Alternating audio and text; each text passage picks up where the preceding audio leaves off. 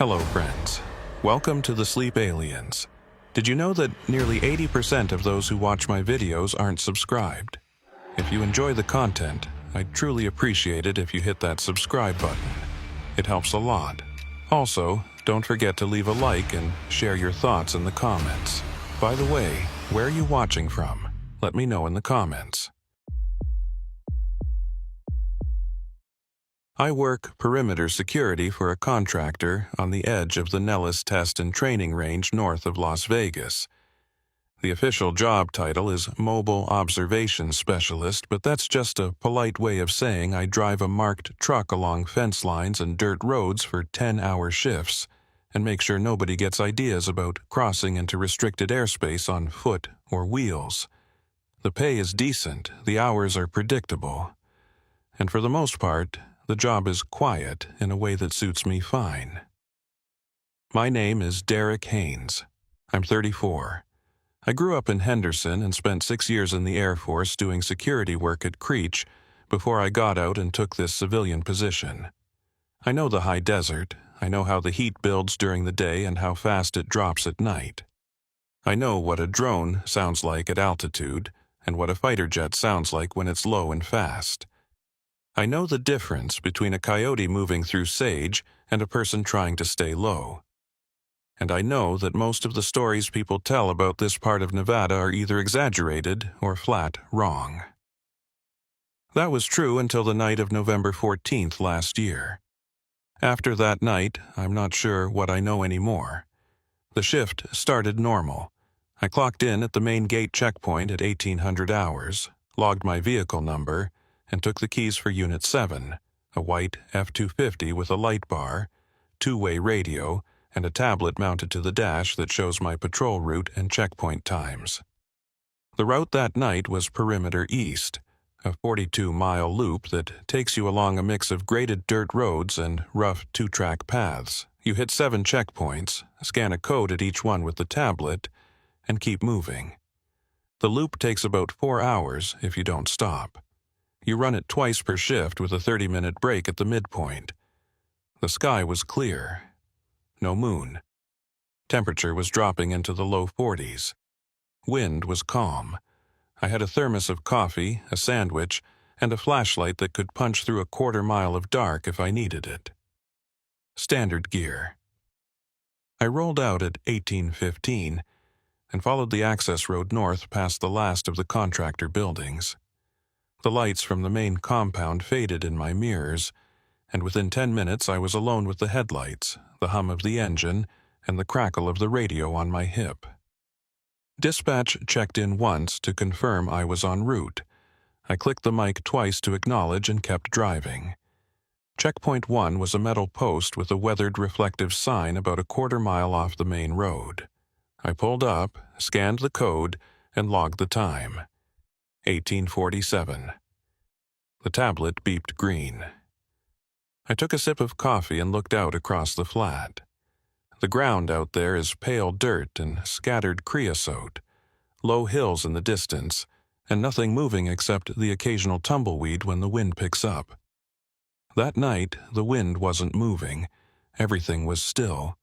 I got back on the road and started the climb toward Checkpoint 2, which sits on a low ridge that gives you a view of the valley to the east.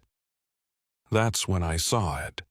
At first, I thought it was a star, a single white point high above the ridgeline, steady and bright. But the angle was wrong. It sat too low to be a star and too high to be a tower light. I've seen aircraft at altitude plenty of times. They blink, they move, they make noise if they're low enough. This did none of that. I slowed the truck and leaned forward to get a better look through the windshield. The point stayed exactly where it was. No drift, no flicker, just a hard, white light hanging in the black. I reached for the radio. Dispatch, Unit 7. Static, then a click. Go ahead, Unit 7. I've got a visual on a stationary light bearing approximately 045 from my position. Elevation maybe 30 degrees above the horizon. You seeing anything on radar in that sector? A pause. I could hear keys tapping in the background. Negative, Unit 7, airspace is clear in that sector. No traffic. I frowned. Copy that. It's not moving, just sitting there. Could be a reflection off cloud cover or a satellite pass. Sky's clear, no clouds. Another pause. Keep an eye on it and report if it changes. Continue your route. Copy. I put the radio back on my belt and kept driving, but I couldn't stop looking at that light.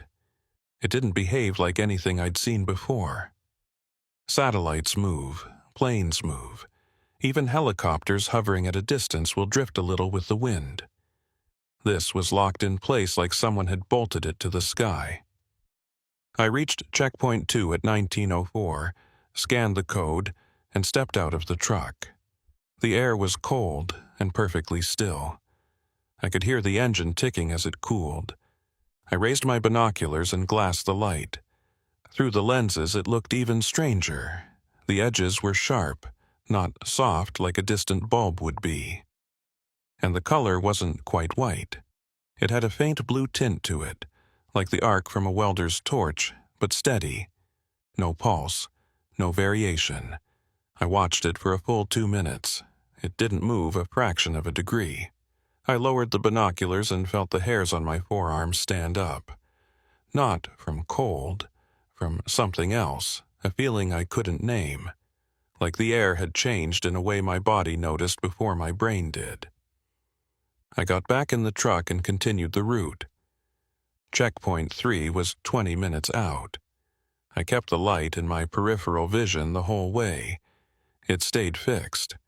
When the road turned and put a hill between me and the horizon, I lost sight of it. When the road opened up again, it was gone. I stopped the truck and got out again. I scanned the entire sector with the binoculars. Nothing, just stars and the dark outline of distant ridges. I clicked the radio. Dispatch, Unit 7. That light I reported earlier just disappeared. Copy. Did it move off or just go dark? Just went dark. 1 second it was there, next second it wasn't. Noted. Any other anomalies? I looked around. The valley looked normal, the stars were steady. The temperature gauge on the truck read 41 degrees. Everything felt normal except for the knot in my stomach that wouldn't let go. Negative. Continuing route. I got back in and finished the loop. Checkpoints 3 through 7 were clean, no lights, no movement, no radio chatter beyond the standard check-ins. By the time I rolled back to the midpoint staging area for my break, I had almost convinced myself that I'd seen a high-altitude balloon or some kind of military test I wasn't cleared to know about. The staging area is a gravel lot with a covered bench, a porta-john, and a couple of fuel drums for the generators we use during winter. Another truck was parked there when I arrived. Unit 4. That meant Mila Ross was on shift. Mila is one of 3 other contractors who run the perimeter routes. She's in her late 20s, former Army, sharp as they come.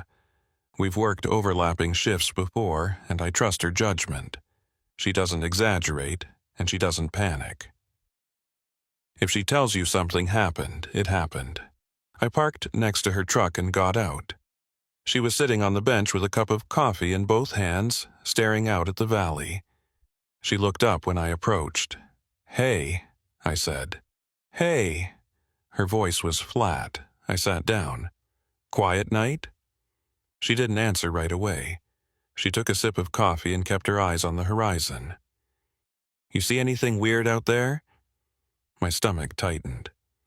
"Like what?" "Like a light that doesn't move." I turned to look at her. "White light, high up, southeast sector?" She nodded slowly. "I saw it on my first pass around 1830. Thought it was a plane holding position, but it didn't move. I glassed it. Called it in. Dispatch said radar was clear." "Same," I said. "I saw it around 1850. Watched it for a few minutes. Then it just disappeared." "Same." She set the cup down and rubbed her hands together. "I've been sitting here for 15 minutes trying to figure out what that was. And? I got nothing. I've seen drones. I've seen experimental aircraft. I've seen weather balloons and flares and every kind of light you can think of. That wasn't any of them. We sat in silence for a while. The wind picked up just enough to make the tarp on the fuel drums flap once. Then it stopped again. "You running a second loop?" I asked. "Yeah. You?" "Yeah. Let me know if you see it again." "You too." I finished my coffee, used the porta-john, and got back in the truck. My second loop started at 21:30. The route was the same, the checkpoints were the same, the sky looked the same, but the feeling in my chest wasn't the same. I kept waiting for that light to reappear. It didn't. I finished the loop at 01:05 and headed back to the main gate. I filed my report, logged my hours, and handed in the keys. The supervisor on duty, a guy named Martinez, asked if anything unusual happened. I told him about the light. He nodded and made a note in the log. "Radar didn't pick up anything," he said. "Probably a satellite reflection." I didn't argue. I clocked out, got in my personal truck, and drove home to my apartment in North Las Vegas. I took a shower, ate a bowl of cereal, and tried to sleep. I couldn't. Every time I closed my eyes, I saw that white light hanging in the sky, sharp-edged and motionless, like it was waiting for something. The next night, I wasn't scheduled to work. I stayed home and watched a game on TV. I didn't think about the light. I told myself it was nothing, just one of those things you see once and never again. I was wrong. My next shift was 2 nights later, November 16th. Same route, same truck, same checkpoints. The weather had turned colder. The forecast called for clear skies and temps in the mid-30s. I dressed warm, packed an extra thermos, and showed up at the gate at 1800. Martinez was on duty again. He handed me the keys for Unit 7 and gave me a look I couldn't quite read. "You hear about Unit 4's report from last night?" he asked. "No. What happened?" "Mila Ross reported the same light you saw. Same sector, same behavior. Dispatch logged it. Radar saw nothing." I felt a chill that had nothing to do with the temperature. "She file a full report?" "Yeah, it's in the system. You want to read it before you head out?" "Yeah." He pulled it up on the computer and turned the screen toward me. I scanned through it quickly. Mila had written it with the same precision she brings to everything. Sighted stationary white light at 1842 hours, bearing 042, elevation approximately 25 to 30 degrees. No audible sound. No movement observed over 8-minute observation period. Light extinguished at 1850 hours with no fade or transition. Radar contact negative. Assessment unknown. I looked at Martinez. "She say anything else?" "She said it felt wrong. Those were her words. It felt wrong." I nodded. "I'm heading out. Stay sharp." I took the keys and walked to the truck. The sun had set an hour ago and the sky was already full dark. I started the engine, logged into the tablet, and rolled out onto the access road. The radio was quiet. The road was empty. The headlights cut through the dark and bounced off the pale dirt and the skeletal shapes of dead brush. I reached checkpoint 1 at 1839 and scanned the code. The tablet beeped green. I looked east toward the sector where the light had appeared before. The sky was clear. No light, just stars. I kept moving. The road climbed toward checkpoint 2. My hands were tight on the wheel. I told myself I was being paranoid. 2 sightings of an unidentified light didn't mean anything. It could be a new test program. It could be atmospheric phenomena. It could be 100 different things that had nothing to do with what my imagination was trying to build. Then I crested the ridge and saw it again. Same position, same bearing. Same sharp-edged white light with the faint blue tint. It hung there like a thumbtack pressed into black fabric. No movement. No sound. Just presence. I stopped the truck and grabbed the radio. Dispatch, Unit 7. I have visual on that stationary light again. Same sector as my report from 2 nights ago. Copy, Unit 7. Stand by. I heard keys tapping. Voices murmuring in the background. Then, Unit 7, radar shows no contacts in that sector. Airspace is clear. I'm looking right at it. It's the same light, same position. A longer pause. Then a different voice came on. Older, steadier. Unit 7, this is Control. What's your exact position? I read off the GPS coordinates from the tablet. Copy. Hold your position. Do not approach. We're checking with range operations. Copy that. I put the radio down and stared at the light.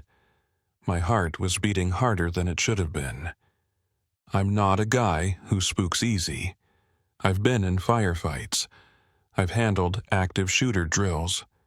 I've walked into situations where people wanted to hurt me and I kept my head. But sitting there in that truck, looking at something that shouldn't exist, I felt my hands start to shake. The radio crackled. Unit 7, range operations confirms no scheduled flights or test activity in that sector tonight. They're showing the same clear radar we are. Then what am I looking at? Unknown. Continue observation and report any changes. Do not leave your vehicle. Do not attempt to close distance. Copy. I sat there for 10 minutes. The light didn't move. It didn't dim. It didn't do anything except exist. I tried to think of rational explanations. A drone with a powerful spotlight. A high-altitude balloon with a reflective surface catching light from somewhere. A new type of satellite I hadn't heard about. None of it fit. Then the light moved, not drifted, not slid. It jumped.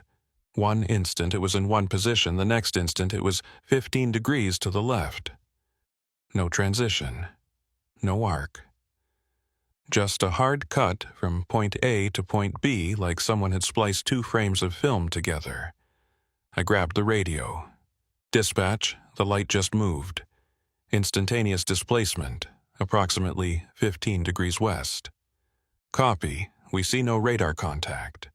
It didn't fly, it didn't glide, it just appeared in a new position. Silence on the other end. Then, Unit 7, are you experiencing any equipment malfunctions? Any visual distortions? Negative. Truck is running normal. I'm not impaired. I'm telling you what I'm seeing. Copy. Continue observation. The light jumped again, this time to the right, then up, then back to its original position. Each movement was instant, no blur, no trail, and with each jump I felt something in my chest. Not a sound, not a vibration, just a pressure. Like the air itself was flexing. I rolled down the window. The cold air hit my face. I listened. No engine noise, no rotor wash, no jet whine, just the faint whistle of wind over the ridge and the idle of my own truck. The light held for another 3 minutes. Then it went out. I stared at the empty sky. My breath made clouds in the cold air. I counted to 60. Then I counted to 60 again. The light didn't come back. Dispatch, Unit 7, light has extinguished, no reappearance. Copy, return to route and complete your checkpoints. File a full report at end of shift. Copy. I rolled up the window and put the truck in gear. My hands were steadier now, but my mind was racing. I'd seen something that didn't follow the rules, something that moved in ways that didn't match anything I knew, and radar hadn't seen it at all. I finished the loop, all 7 checkpoints. No more lights, no more jumps. By the time I got back to the staging area for my break, Mila's truck was already there. She was standing outside, arms crossed, staring at the sky. I parked and got out. "You saw it," I said. She nodded. First loop, Same sector, same light. Lasted about 12 minutes, then it started jumping around like someone was flipping a switch. Same. You feel anything when it moved? She turned to look at me. Yeah. Pressure in my chest. Like something pushing from the inside. Same. We stood there in the cold. The wind was picking up now, steady and low. It pushed dust across the gravel lot and rattled the tarp on the fuel drums. You ever see anything like that before? I asked. No, you? No. What do you think it is? I looked at her. I don't know, but radar can't see it, and it moves in ways that don't fit anything I've ever heard of. She was quiet for a long time. Then she said, I don't like this. Neither do I. You think they'll pull us off the route? I don't know. Depends on what they think is happening. And if they don't know? Then we keep driving. She shook her head. I'm not sure I want to keep driving out here if that thing shows up again. Then don't.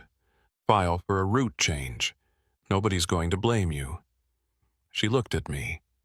You filing? I thought about it. I thought about the mortgage on my apartment and the car payment and the fact that this job pays better than anything else I'm qualified for. I thought about the fact that I'd spent 6 years in the Air Force telling myself I wasn't the kind of guy who walks away from something just because it's strange. Not yet, I said. She nodded. Let me know if you change your mind. You too. We finished our breaks and went back out. My second loop was clean. No lights, no jumps, no pressure in my chest. By the time I clocked out at 01:30, I was exhausted in a way that had nothing to do with the hours. I drove home, parked in my spot, and sat in the truck with the engine off. I could still see that light in my mind, white and blue-edged, hanging in the black like it owned the sky. And I could still feel that pressure when it moved, like something had reached through the air and touched me without permission. I went inside, locked the door, and didn't sleep until the sun came up. The reports started piling up. Over the next week, 3 more contractors filed sightings of the same light. Different nights, different times. Always the same sector, always the same behavior. Stationary for several minutes, then instantaneous jumps to new positions, then disappearance. Radar never picked up anything. Range operations confirmed no test flights, no drones, no exercises in that area. On November 21st, I was called into a meeting at the main office. Martinez was there. So was the site supervisor, a woman named Karen Brandt. She's ex-Navy, early 50s, no nonsense. She doesn't waste time on small talk. Sit down, Derek, she said. I sat. She pulled up a file on her computer. You filed 3 separate reports about unidentified lights in the southeast sector. Mila Ross has filed 2. Travis Kern filed 1. Angie Powell filed 1. That's 7 total sightings over 8 days. Yes, ma'am. Radar hasn't confirmed a single one of them. Range operations has no record of activity in that sector, and yet all of you are reporting the same thing. A stationary white light, instantaneous movement, no sound, no contrail, no logical explanation. That's correct. She leaned back in her chair. What do you think it is? I don't know. But it's real. I've seen it 3 times now. It doesn't behave like anything I've seen before. Could it be a natural phenomenon? Ball lightning? Atmospheric reflection? I don't think so. Ball lightning doesn't jump like that, and the air was clear every time I saw it. No moisture, no clouds. Could it be a prank? Someone with a high-powered light and a drone? Radar would pick up a drone, and I've never seen a light source that sharp from a drone at that distance. She nodded slowly. I agree, which leaves us with a problem. We're supposed to provide security for this perimeter. That means we need to know what's happening in the airspace around us. And right now, We don't. What do you want me to do? I want you to keep running your route. I want you to keep reporting what you see, and I want you to document everything. Times, positions, durations, behaviors. If this thing is real, we need to build a pattern. And if it's not, then we need to figure out why 4 trained professionals are all seeing the same hallucination. Either way, we need data. Yes, ma'am. She handed me a folder. Inside is a form for enhanced observation protocols. You'll carry a handheld GPS tracker, a digital camera with a telephoto lens, and a voice recorder. If you see the light again, I want photos, coordinates, and a real-time verbal description. Understood? Yes, ma'am. Good. Martinez will get you the equipment. You start tomorrow night. I took the folder and left. Martinez walked me to the equipment locker and handed me a backpack with everything I needed. The camera was a nice one, professional grade with a zoom lens that could pull detail from a mile out. The GPS tracker was military surplus, accurate to within 3 meters. The voice recorder was basic but reliable. You really think you can photograph it? Martinez asked. I don't know, but I'm going to try. He nodded. Be careful out there. Always am. The next night, I loaded the equipment into Unit 7 and ran my route. The sky was clear. The wind was light. The temperature was in the mid-30s. I reached checkpoint 2 at 1852 and scanned the horizon with the binoculars. No light. I waited for 10 minutes. Nothing. I continued the route. Checkpoints 3 through 7 were clean. I took my break at the staging area. Mila wasn't there. I was alone. I ran my second loop starting at 2145. Same route, same checkpoints, same empty sky. By the time I hit checkpoint 2 on the second pass, I was starting to think the light wasn't coming back. Then I saw it. Same sector, same position. White with a blue tint, sharp-edged, motionless. I stopped the truck and grabbed the camera. My hands were shaking. I forced them steady. I raised the camera, framed the light in the viewfinder, and pressed the shutter. Click. The camera's autofocus hunted for a second, then locked. I took another shot, and another. 5 shots total, each one clear and sharp. I set the camera down and grabbed the GPS tracker. I marked my position and took a bearing to the light. Azimuth 044, elevation 27 degrees, estimated distance 8 to 10 miles. I grabbed the voice recorder and pressed record. This is Derek Haynes, Unit 7, November 22nd at 22:01 hours. I have visual on the unidentified light in the southeast sector. Object appears as a white point source with faint blue coloration.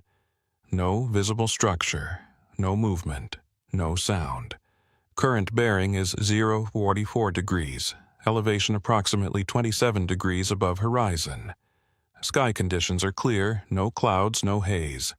I am photographing the object now. The light jumped. I felt the pressure in my chest again. Stronger this time. Like someone had pressed a hand against my sternum and pushed. Object just displaced instantaneously to new position. No visible transition. New bearing approximately 038 degrees. Still no sound. Pressure sensation in chest during movement. The light jumped again. Up, then left, then back to the original position. Each jump came with the same pressure. I kept the recorder running and called out each movement. Then something new happened. A second light appeared. Same characteristics. Same white-blue color, same sharp edges. It hung about 15 degrees to the right of the first light. Then a third appeared, and a fourth. Within 10 seconds, there were 5 lights arranged in a loose arc across the southeastern sky. Multiple objects now visible, I said into the recorder. 5 total. Same appearance, same behavior, arranged in an arc pattern. I raised the camera and started shooting. The lights held for maybe 30 seconds. Then they began to move in sequence. First one jumped, then the second, then the third. They were trading positions like pieces on a board. No two occupied the same spot at the same time. It was coordinated, precise, deliberate, and with each movement, the pressure in my chest grew stronger. I grabbed the radio. "Dispatch Unit 7. I have multiple unidentified lights in the southeast sector. 5 objects. Coordinated movement. I am documenting with camera and GPS." "Copy, Unit 7. Radar still shows no contacts." "How is that possible?" "I'm looking at 5 of them right now." "Unknown. Continue documentation." I took more photos. I called out bearings. I recorded everything I could think of, and then all at once the lights went out. Not one at a time. All of them, simultaneously. The sky went back to stars and darkness. The pressure in my chest released like someone had opened a valve. I gasped and realized I'd been holding my breath. "Objects have extinguished," I said into the recorder. "All 5 at once. No fade. Time is 22:08 hours." I sat in the truck with the engine idling and the heater blowing cold air until my hands stopped shaking. Then I finished the loop and drove back to the gate. I filed my report. I handed over the camera. I gave them the GPS tracker and the voice recorder. Karen Brandt reviewed everything the next morning and called me in again. "The photos are good," she said. "Clear images. Definitive proof that something was out there." "Did you send them up the chain?" "I did. I sent everything to our regional office. They're forwarding it to the Air Force liaison." And we wait. In the meantime, you keep running your route. Same protocols. If you see the lights again, document everything. What if they come closer?" She looked at me for a long moment. "Then you get the hell out of there and call it in. Do not engage, do not approach, do not take risks. Understood?" "Yes, ma'am." I ran 4 more shifts that week. I saw the lights 3 times.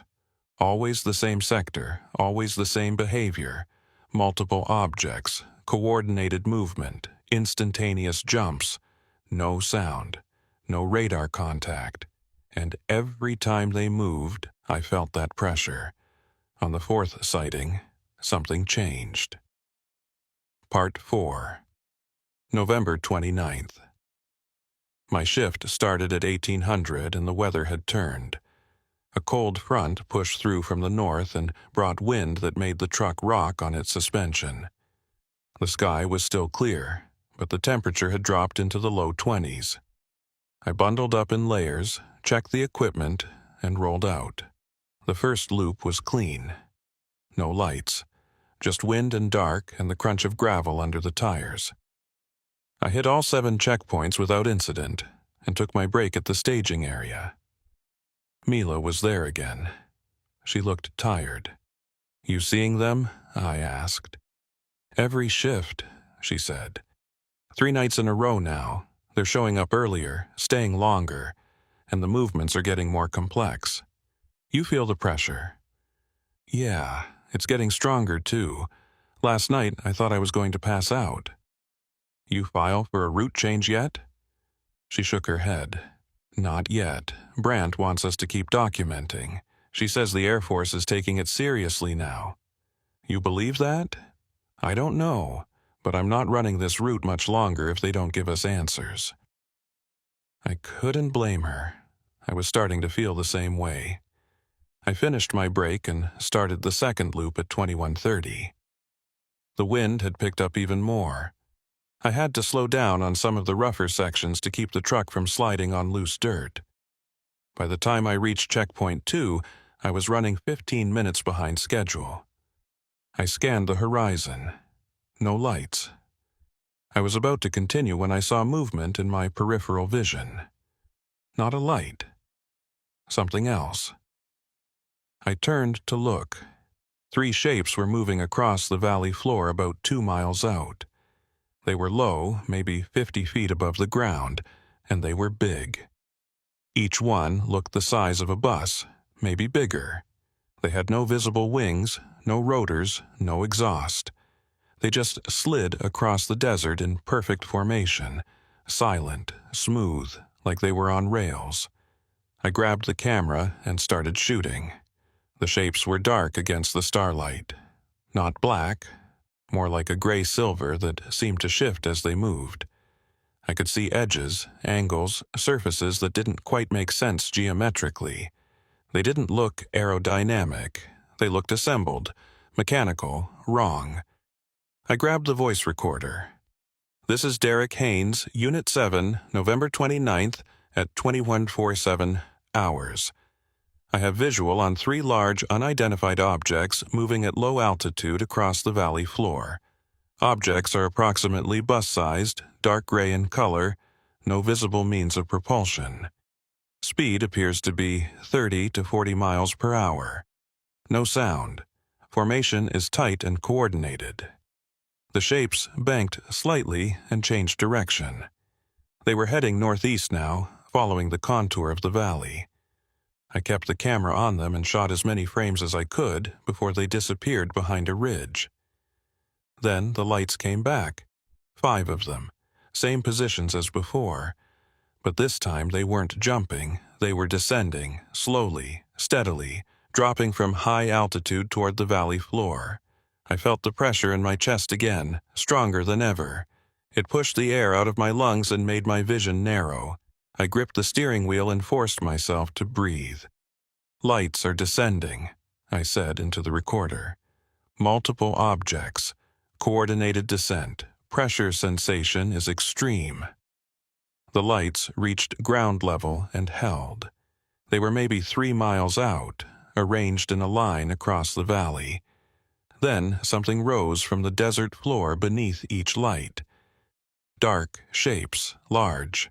Same gray-silver color as the objects I'd seen moving earlier. They were on the ground. I grabbed the radio. "Dispatch, Unit 7. The objects have landed. I repeat, the objects have landed. 3 miles southeast of my position. 5 confirmed contacts. Copy, Unit 7. What is your status?" I'm observing. No immediate threat, but they're on the ground. They're real, and they're big. Stand by, Unit 7. Do not approach. Copy. I sat in the truck with the engine running and the heater blowing and my heart hammering in my chest. The shapes sat there in the valley like monuments. The lights above them dimmed to a faint glow, then went out. And then I saw movement again. Smaller shapes, human-sized, moving around the large objects. I counted at least a dozen. They were moving with purpose, not wandering, working, doing something. I zoomed the camera as far as it would go and took more photos.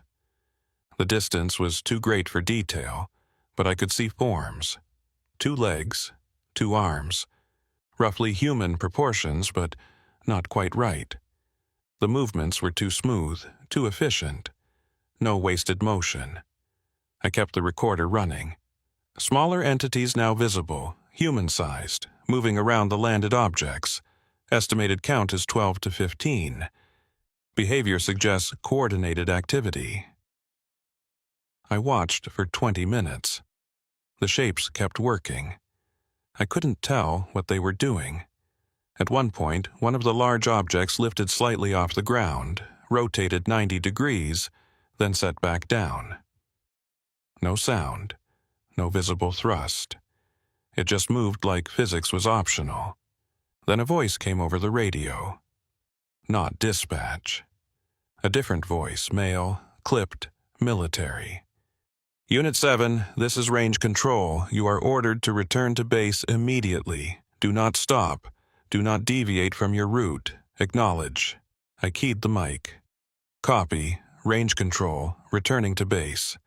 I put the truck in gear and started driving. I kept the camera and recorder running. I didn't look back. I just followed the road and counted off the checkpoints in my head. 3, 4, 5, 6, 7. When I reached the main gate, there were 3 unmarked black SUVs parked in the lot. Men in dark clothing stood near the vehicles.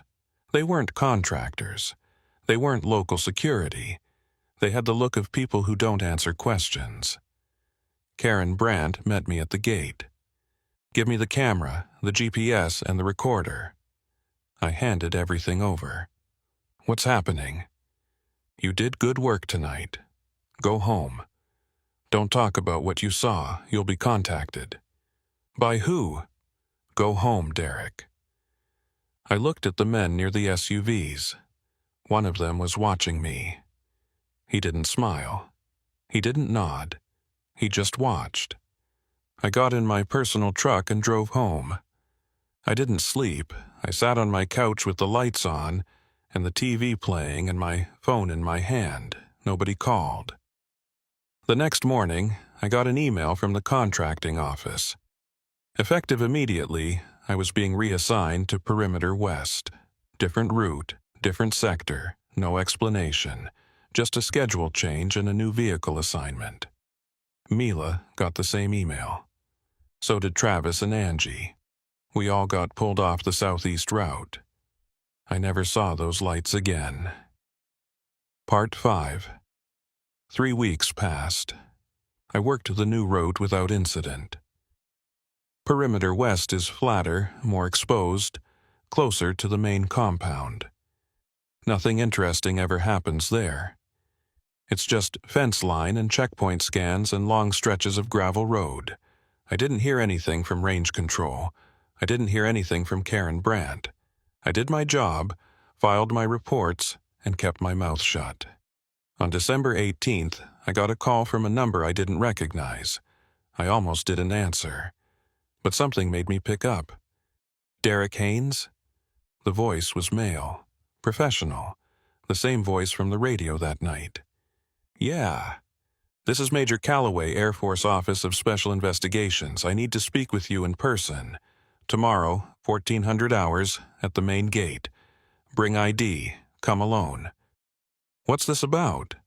"Tomorrow, at 1400. Don't be late." He hung up. I showed up at the gate at 13:55. The guard checked my ID and waved me through to a small building I'd never been inside before. It looked like a briefing room. 4 chairs, a table, a projector screen on the wall. Major Calloway was already there. He was in his 40s, short hair going gray, sharp eyes. He gestured to a chair. "Sit." I sat. "You've seen things," he said.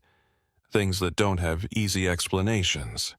Things that radar doesn't track and that official records don't acknowledge. I'm here to give you context." "I'm listening." He pulled a folder from a briefcase and slid it across the table. "You signed a security clearance when you took this job. That clearance just got upgraded. What I'm about to tell you is classified. If you repeat it, you'll be prosecuted. Understood?" "Understood." "Good." He opened the folder. Inside were photos. My photos. The ones I'd taken that night. Clear images of the lights. Clear images of the large shapes on the ground. And one photo I didn't remember taking. A close-up of one of the smaller entities. I stared at the image. It looked human, but the proportions were wrong. The arms were too long. The head was too large. The torso was too narrow. And the skin, if that's what it was, had a texture like polished stone. "What is that?" I asked. "That's the question we've been asking for 30 years, Calloway said. "This isn't the first time we've seen them. It's not even the first time this month. But it is the most well-documented encounter we've had in this sector." "What are they?" "We don't know. We call them NHEs, non-human entities. They show up. They perform tasks we don't understand. They leave. Radar doesn't see them because they operate outside the electromagnetic spectrum we monitor. Or they have technology that masks their presence. We're still figuring that part out." "How long has this been happening?" "Since the 1950s, maybe longer. We started taking it seriously in the 80s, after multiple incidents at test ranges. Since then, we've documented over 400 encounters. Most of them are lights in the sky, some are objects on the ground. A handful involve direct observation of entities. And nobody knows? Almost nobody. There's a reason for that. If this gets out, it creates panic. It creates questions we can't answer. It undermines public confidence in our ability to protect airspace. So we contain it by reassigning people who see things, among other methods. I looked at the photo again. Why are you telling me this? Because you handled it well. You documented what you saw. You didn't panic. You didn't fabricate details. You did your job. We need people like that. For what? For a program, a small team, a dozen contractors and military personnel who monitor the perimeter for NHE activity. You keep doing what you've been doing. You watch. You document. You report. And in exchange, you get answers. Real answers, not the kind we give to the public. And if I say no, then you keep working perimeter west. You never see another classified file. You never learn what's really happening out here. You go home every night and wonder what you saw. That's your choice. I thought about it. I thought about the lights, the shapes, the pressure in my chest, the way they moved like they were playing by different rules. I thought about Mila and the look on her face when she said it felt wrong. "I'm in," I said. Calloway nodded.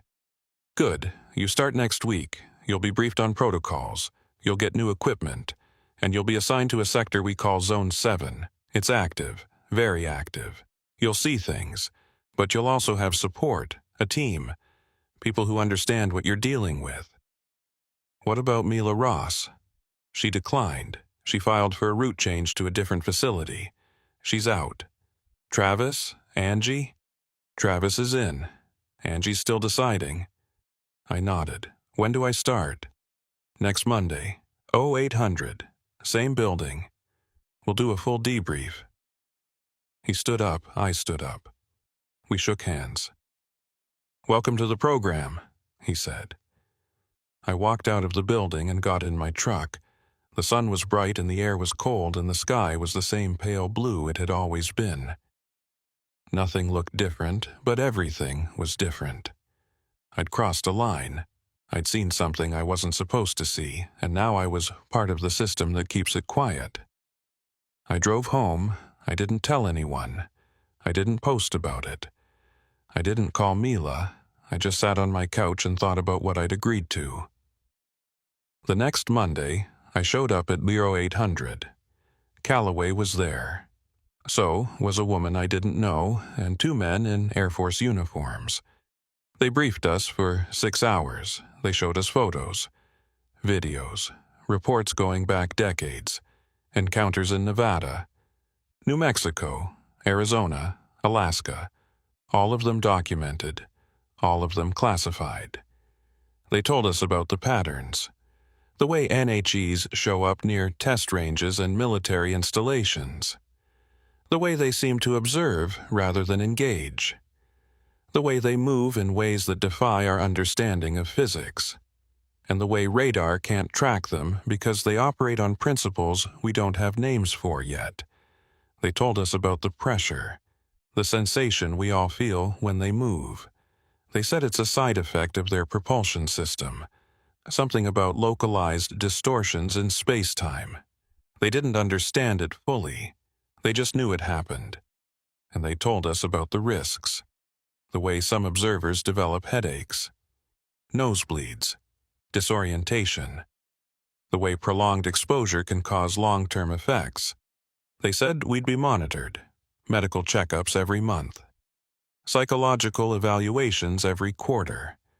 If we showed signs of deterioration, we'd be pulled. I signed the forms. I took the oath.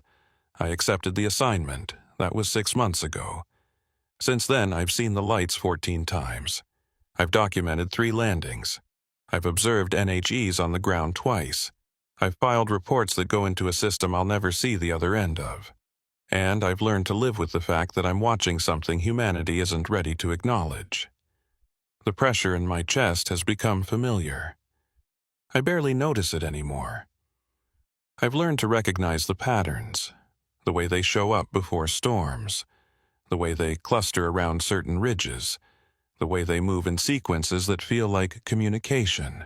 I don't know what they are. I don't know where they come from. I don't know what they want. But I know they're real. And I know I'm not the only one watching.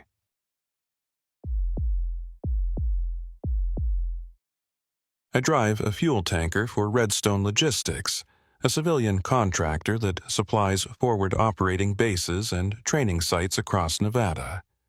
The work is steady, the pay is decent, and the routes are predictable. Most weeks, I haul diesel and JP-8 from the depot in North Las Vegas up to Nellis Air Force Base, sometimes out to the remote testing ranges if they need a top-off. I've been doing it for 8 years. In that time, I've driven through every kind of weather this desert can throw at you. Dust storms that turn noon into midnight, winds that try to push a loaded tanker sideways, heat that makes the asphalt shimmer like water. I've never lost time before. My name is Jonah Pierce. I'm 41 years old. I grew up in Sparks and learned to drive big rigs from my uncle who ran freight between Reno and Salt Lake for 30 years. I know the roads, I know the trucks, and I know when something isn't right. What happened on the night of October 3rd wasn't right. The run started normal. I clocked in at the depot at 1700 hours, did my pre-trip inspection, and signed off on 8,000 gallons of diesel split between 2 compartments. The manifest said I was running to a supply point near the northwest corner of the Nellis Range, a place the military calls Checkpoint Tango 7. It's a fuel cache for convoy operations, nothing fancy. Just a concrete pad, some storage tanks, and a guard shack with a generator. The route takes you north on US 95, then east on a series of unmarked access roads that cut through Bureau of Land Management land before you hit the restricted zone. I've made the run at least 50 times. I could drive it with my eyes closed. The sun was already down by the time I rolled out of the depot. The sky was that deep purple you get right after sunset, stars starting to pop through. Temperature was dropping fast. I had the heater running low and the CB radio tuned to channel 19, even though there's rarely any chatter that far north. Most of the traffic stays closer to Vegas or along the main interstate corridors. I reached the turnoff from US 95 at 1842 hours. The road narrowed to 2 lanes, then 1, graded dirt after that. The headlights cut through the dark and bounced off creosote bushes and the occasional Joshua tree. No other vehicles, no buildings, just open desert and the steady rumble of the engine. About 30 minutes in, I saw lights behind me. Not headlights. Too many of them, too spread out. I checked the side mirror and counted 5 sets. Military convoy, spacing themselves at regulation intervals. I grabbed the CB mic and clicked it twice, the standard courtesy signal to let them know I was aware of them and would pull over if they needed to pass. The radio crackled, a man's voice calm and professional. Civilian tanker, this is convoy lead. We're running a training op. You're clear to proceed. Maintain your speed. I keyed the mic. Copy that, convoy lead. I'm hauling fuel to Tango 7. ETA about 40 minutes. Roger. We're headed the same direction. We'll follow at distance. Understood. I set the mic down and kept my eyes on the road. Having a military convoy behind you isn't unusual out here. They run exercises all the time. Night movements, supply operations, convoy security drills. As long as I stayed in my lane and didn't do anything stupid, we'd all get where we were going without issue. The road climbed a low ridge and leveled out. I glanced at the odometer, another 18 miles to the checkpoint. The convoy stayed behind me, their lights steady in the mirror, I could make out the shapes now. Looks like HMMWVs, maybe a couple of transport trucks, standard loadout. Then the radio crackled again. This time the voice was different. Younger, tighter. Convoy lead, this is Delta 4. I'm showing static, cut him off. Not the normal hiss and pop you get from interference. This was thick, layered, like someone had thrown a blanket over the signal. I reached for the squelch knob and adjusted it. The static got louder. I keyed the mic. Convoy lead, this is the civilian tanker. You copy? Nothing, just static. I tried again. Anyone on Channel 19?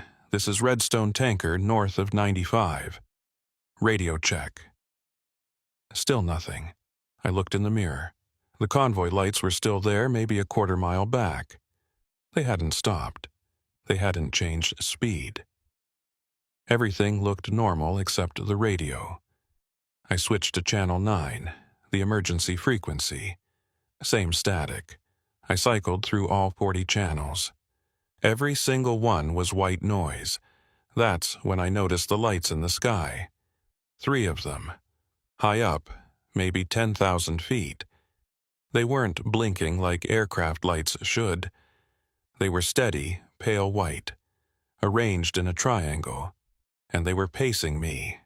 I slowed the tanker from 45 to 30. The lights kept the same relative position. I sped back up to 45. The lights matched. My hands tightened on the wheel. I'd seen plenty of aircraft over the years, especially out here where the Air Force runs test flights and training missions almost daily. But aircraft don't hold formation like that without drifting, and they sure as hell don't match ground speed with a truck on a dirt road. I looked at the dash. The clock read 1934. The fuel gauge showed 3/4 full. The oil pressure was good. Everything was running normal, except the radio and the lights. I checked the mirror again. The convoy was still there. Then I noticed something strange. The spacing between their vehicles had closed up. Not by much, maybe 20 feet per vehicle. But military convoys don't do that. They maintain interval for safety. If one truck hits a mine or breaks down, you don't want the vehicle behind it too close to react. I reached for my phone. No signal, not even a searching indicator. Just a blank bar where the carrier name should be. The static on the radio changed pitch. It got deeper, almost a hum. I could feel it through the steering wheel, a vibration that didn't match the engine or the road. It made my teeth ache. Then everything stopped. The engine was still running. The headlights were still on. But the sound was wrong. Muffled, like someone had wrapped the whole world in foam. I could hear my own breathing. I could hear the creak of the seat when I shifted my weight. But the engine noise was distant, flat, disconnected. I looked at the dash clock, 1936. I looked at the road. I was still moving. The white line was still sliding past. The desert was still there in the headlights. But something had changed. The air felt heavier, thicker, like driving through water instead of atmosphere. My arms felt slow when I moved them. My vision stayed sharp, but everything else was sluggish. I checked the mirror. The convoy was gone, not pulled over, not fallen back, just gone. The road behind me was empty. No lights, no dust clouds, nothing. I hit the brakes. The tanker slowed, but it took longer than it should have. I came to a stop in the middle of the road and shoved the transmission into park. The engine idled, quiet and muffled. I unclipped my seatbelt and leaned out the window. The air was cold. The stars were bright. Everything looked normal, except the convoy had vanished and the road behind me stretched back into nothing. I grabbed the CB mic. Convoy lead, do you copy? Static, but a different kind. Thinner now, distant. Anyone on this channel, I've lost visual on a military convoy. Last seen approximately 2 minutes ago, heading northeast on Access Road 6 Delta. Nothing. I climbed out of the cab. My boots hit the dirt. The sound came back normal. Crunch of gravel. Scrape of sole on rock. The muffled quality was gone. I turned in a slow circle. The desert looked the same in every direction. Low hills, scrub brush, pale dirt. The tanker sat there idling, headlights cutting through the dark. No other lights. No movement. Then I saw the marks, tire tracks in the dirt. Fresh ones. Leading up to where my tanker sat, then continuing past me down the road. 5 sets. Military tread pattern. Exactly the spacing I'd seen in my mirrors before the convoy disappeared. I walked forward and crouched by the tracks. They were crisp, sharp edges, no wind blur. These had been made within the last few minutes, but there were no vehicles. I stood up and looked down the road. The tracks continued for maybe 50 yards, then stopped. Not faded, not turned off into the brush. Just stopped, like 5 trucks had driven to that exact point and ceased to exist. I walked to where the tracks ended. The last impression was a left rear dual wheel, pressed deep into the soft shoulder. I could see the individual tread blocks, and then nothing, just undisturbed dirt beyond that point. I turned and walked back to the tanker. My breath was coming faster now. My heart was doing something it shouldn't be doing. I'm not a guy who panics. I've driven through blizzards and brake failures and blown tires at 60 miles an hour. I know how to keep my head. But this didn't make sense. I climbed back in the cab and checked the clock. 1937. 1 minute. That's all that had passed since I'd looked at it before the convoy disappeared. 1 minute. I grabbed the logbook from the passenger seat and flipped to today's page. I'd written my departure time. I'd written the mileage. I'd written the checkpoint time when I passed the US 95 junction. There was another entry. In my handwriting. 1936. Convoy passed. Proceeding to Tango 7. I stared at it. I had no memory of writing that. None. I could see the pen strokes. I could see the way I'd cross the T in Tango the same way I always do. But I didn't remember picking up the pen. I didn't remember the convoy passing. I flipped the page. Nothing else. Just that one line. I looked at the odometer. It had rolled forward 2.3 miles since my last checkpoint notation. I'd driven 2.3 miles and written a log entry and watched a convoy pass me, and I had no memory of any of it. The radio crackled. A voice came through, clear and strong. Redstone Tanker, this is checkpoint Tango 7. We show you inbound, ETA 20 minutes. Confirm. I grabbed the mic. My hand was shaking. Tango 7, this is Redstone Tanker. Confirm inbound, but I need to report a possible incident. A pause, then, what kind of incident? I lost track of a military convoy. 5 vehicles. They were behind me and then they weren't. And my radio went out, and I think I lost some time. Another pause, longer this time. Copy that. Maintain your route. We'll have personnel standing by when you arrive. Understood. I set the mic down and put the tanker in gear.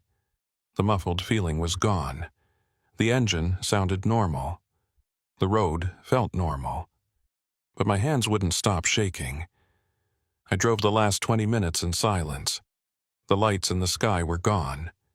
The radio stayed clear. Nothing else strange happened. When I pulled into checkpoint Tango 7, there were 3 men waiting by the guard shack. 2 of them wore army fatigues. The third was in civilian clothes, a windbreaker and jeans, but he had the look of someone who'd spent time in uniform. Short hair, straight posture. Eyes that didn't miss anything. I shut down the tanker and climbed out. The man in the windbreaker walked over. "You're the driver who called in the convoy?"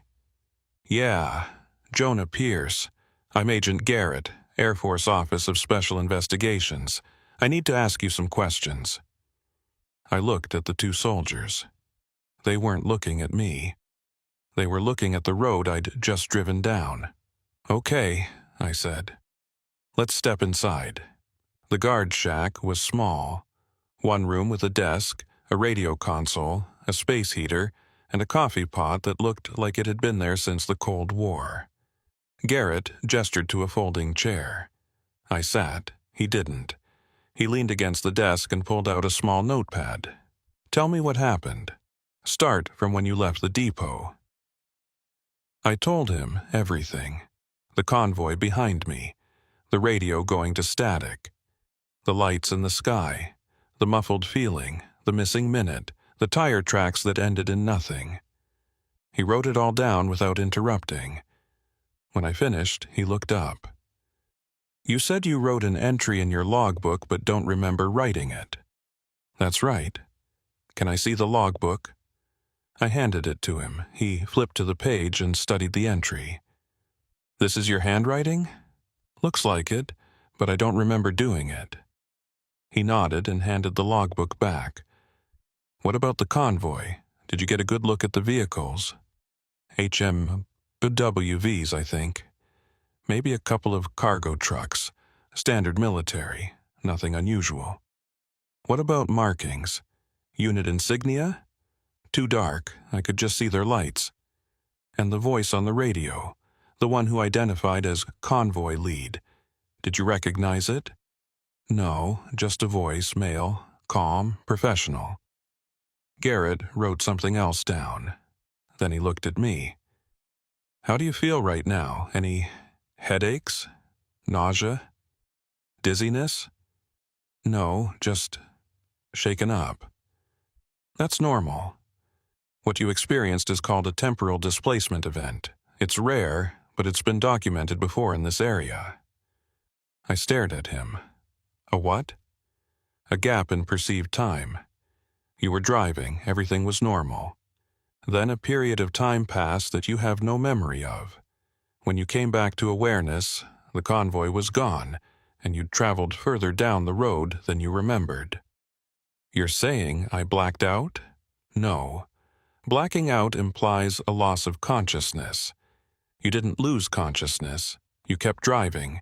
You wrote in your logbook. You stayed in your lane. But your brain wasn't recording the memories. Or the memories were recorded and then erased. That doesn't make sense." "I agree, but it happens. And it happens most often in this specific area, within a 5-mile radius of where you were driving." I felt a chill that had nothing to do with the temperature. "How often?" "Often enough that we track it. This is the 4th reported incident this year. 2 military personnel and 1 civilian contractor before you." "And what causes it?" Garrett set the notepad down. "We don't know. The official explanation is atmospheric interference combined with electromagnetic anomalies from nearby test ranges. But between you and me, that's a polite way of saying we have no idea." "What about the convoy? You going to look for them?" "We already did. There was no convoy scheduled on that road tonight. No training exercises, no supply runs. Just you." My stomach dropped. "Then who was behind me? That's what we're trying to figure out." He walked to the radio console and keyed the mic. "Tango 7 to Range Control. Requesting status update on sweep of access road 6 Delta." A voice crackled back. "Range Control copies. Sweep is complete. No vehicles located. No personnel located. Road is clear." Garrett looked at me. "They've been searching since you called it in. Helicopter with thermal imaging. Ground units with night vision. If there was a convoy out there, they would have found it. But the tire tracks, we'll document them. But I'm telling you now, we won't find those trucks." "Why not?" He was quiet for a long moment. Then he said, "Because whatever you saw wasn't real. Or it was real for a very short period of time, and then it stopped being real. Either way, it's gone now." I stood up. I'm not crazy. I saw 5 sets of headlights. I heard a voice on the radio. I saw tire tracks. I believe you. I'm not saying you imagined it. I'm saying that reality doesn't always follow the rules we think it does, especially out here. He pulled a business card from his pocket and handed it to me. You're going to go home tonight. You're going to file your incident report with your company. You're going to tell them what happened, and then you're going to get a phone call from a doctor who's going to ask you to come in for a checkup. Brain scan, blood work, the usual. You'll do it, and when the results come back clean, you're going to go back to work and try to forget this ever happened. And if I can't forget, then you'll call me. I took the card. It was plain white with a name, a phone number, and an email address. No logo, no agency name. Just Agent D. Garrett, FOC. What if this happens again? I asked. It probably won't. Most people only experience it once. But if it does, you pull over immediately. You don't try to drive through it. You stop, you get out of the vehicle, and you wait for it to pass. Understood? Yeah. Good.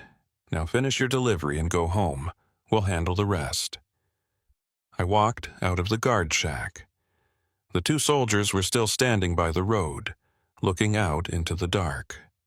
I offloaded the fuel, signed the paperwork, and climbed back in the tanker. The drive back to the depot was quiet. No convoys, no lights, no radio static. Just the normal sounds of the engine and the road and my own thoughts spinning in circles. I got back to the depot at 22:47 hours. I filed my delivery confirmation and wrote up an incident report. The night supervisor read it, looked at me like I'd been drinking, and said he'd forward it to the safety office. I drove home to my apartment in Henderson, took a long shower, and sat on my couch with a beer I didn't drink. Every time I closed my eyes, I saw those tire tracks ending in nothing. 3 days later, I got a call from a doctor's office. They wanted me to come in for a routine health screening.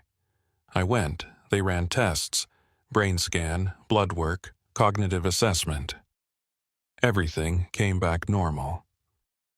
A week after that, I got an email from Garrett. It was brief. Tire tracks documented, analysis inconclusive. Convoy remains unlocated. No further action required. Stay safe. I went back to work. I ran the same routes. I hauled the same fuel.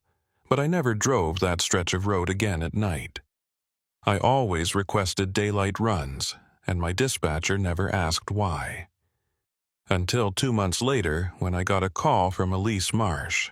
Elise Marsh is a traffic analyst for the Nevada Department of Transportation.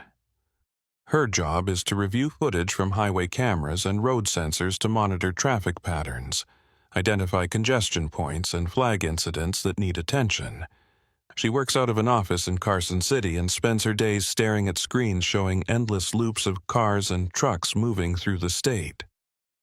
I'd never met her before the day she called me. "Is this Jonah Pierce?" Her voice was steady, professional. "Yeah, who's this?" "My name is Elise Marsh. I work for NDOT. I got your name from a contact at Redstone Logistics. I'm calling because I need to ask you about an incident that occurred on October 3rd. My stomach tightened. "What about it?" "I've been reviewing camera footage from that night. Specifically, footage from a sensor station on Access Road 6 Delta, about 12 miles north of the US 95 junction. Are you familiar with that location?" "Yeah, that's where I was driving that night." "I know. Your tanker appears on the footage at 19:33 hours. You pass the sensor station traveling northeast at approximately 43 miles per hour. Everything looks normal." "Okay. But there's a problem. At 19:36 hours, there's a gap in the footage, exactly 1 minute. The timestamp jumps from 1936:14 to 1937:14, 60 seconds of missing data." I sat down. What do you mean, missing? The camera kept recording. The file isn't corrupted, but that 1 minute is just gone. It's like someone cut it out of the timeline. Does that happen often? Never. I've reviewed footage from that station going back 3 years. It's never missed a second. The system is designed with redundancy to prevent exactly this kind of gap. So, what are you saying? I'm saying that something happened during that minute. Something that affected the camera. And I think it's related to what you reported. The convoy you saw. I didn't say anything. Mr. Pierce, I need to show you something. Can you meet me in person? Where? There's a diner off US 95 near Indian Springs. Do you know it? Yeah. Can you be there tomorrow at noon? I thought about saying no. I thought about telling her I didn't want to know. But the truth was, I did want to know. I wanted to understand what had happened to me that night. I'll be there, I said. The next day, I drove to the diner. It was a small place, the kind that serves breakfast all day and has a faded neon sign that flickers in the wind. Elise was already there when I arrived. She was sitting in a booth by the window with a laptop open in front of her, mid-30s, dark hair pulled back, sharp eyes behind wire-rimmed glasses. She looked like someone who spent a lot of time with data. I slid into the booth across from her. You're Elise? Yeah, thanks for coming. A waitress dropped off 2 coffees without asking. I wrapped my hands around the cup. You said you had something to show me. Elise turned the laptop around. On the screen was a grainy black and white video feed. I could see a stretch of road, the white line down the center, the edge of the desert on both sides. A timestamp in the corner read 1933-08. This is the sensor station camera, she said. Watch. She pressed play. A few seconds later, my tanker appeared at the bottom of the frame and drove through. The timestamp advanced. 1933-45. 1933-58, 1934-12. Then, at 1936-14, the screen went black. Not static, not interference. Just black. Like someone had put a hand over the lens. The timestamp kept counting.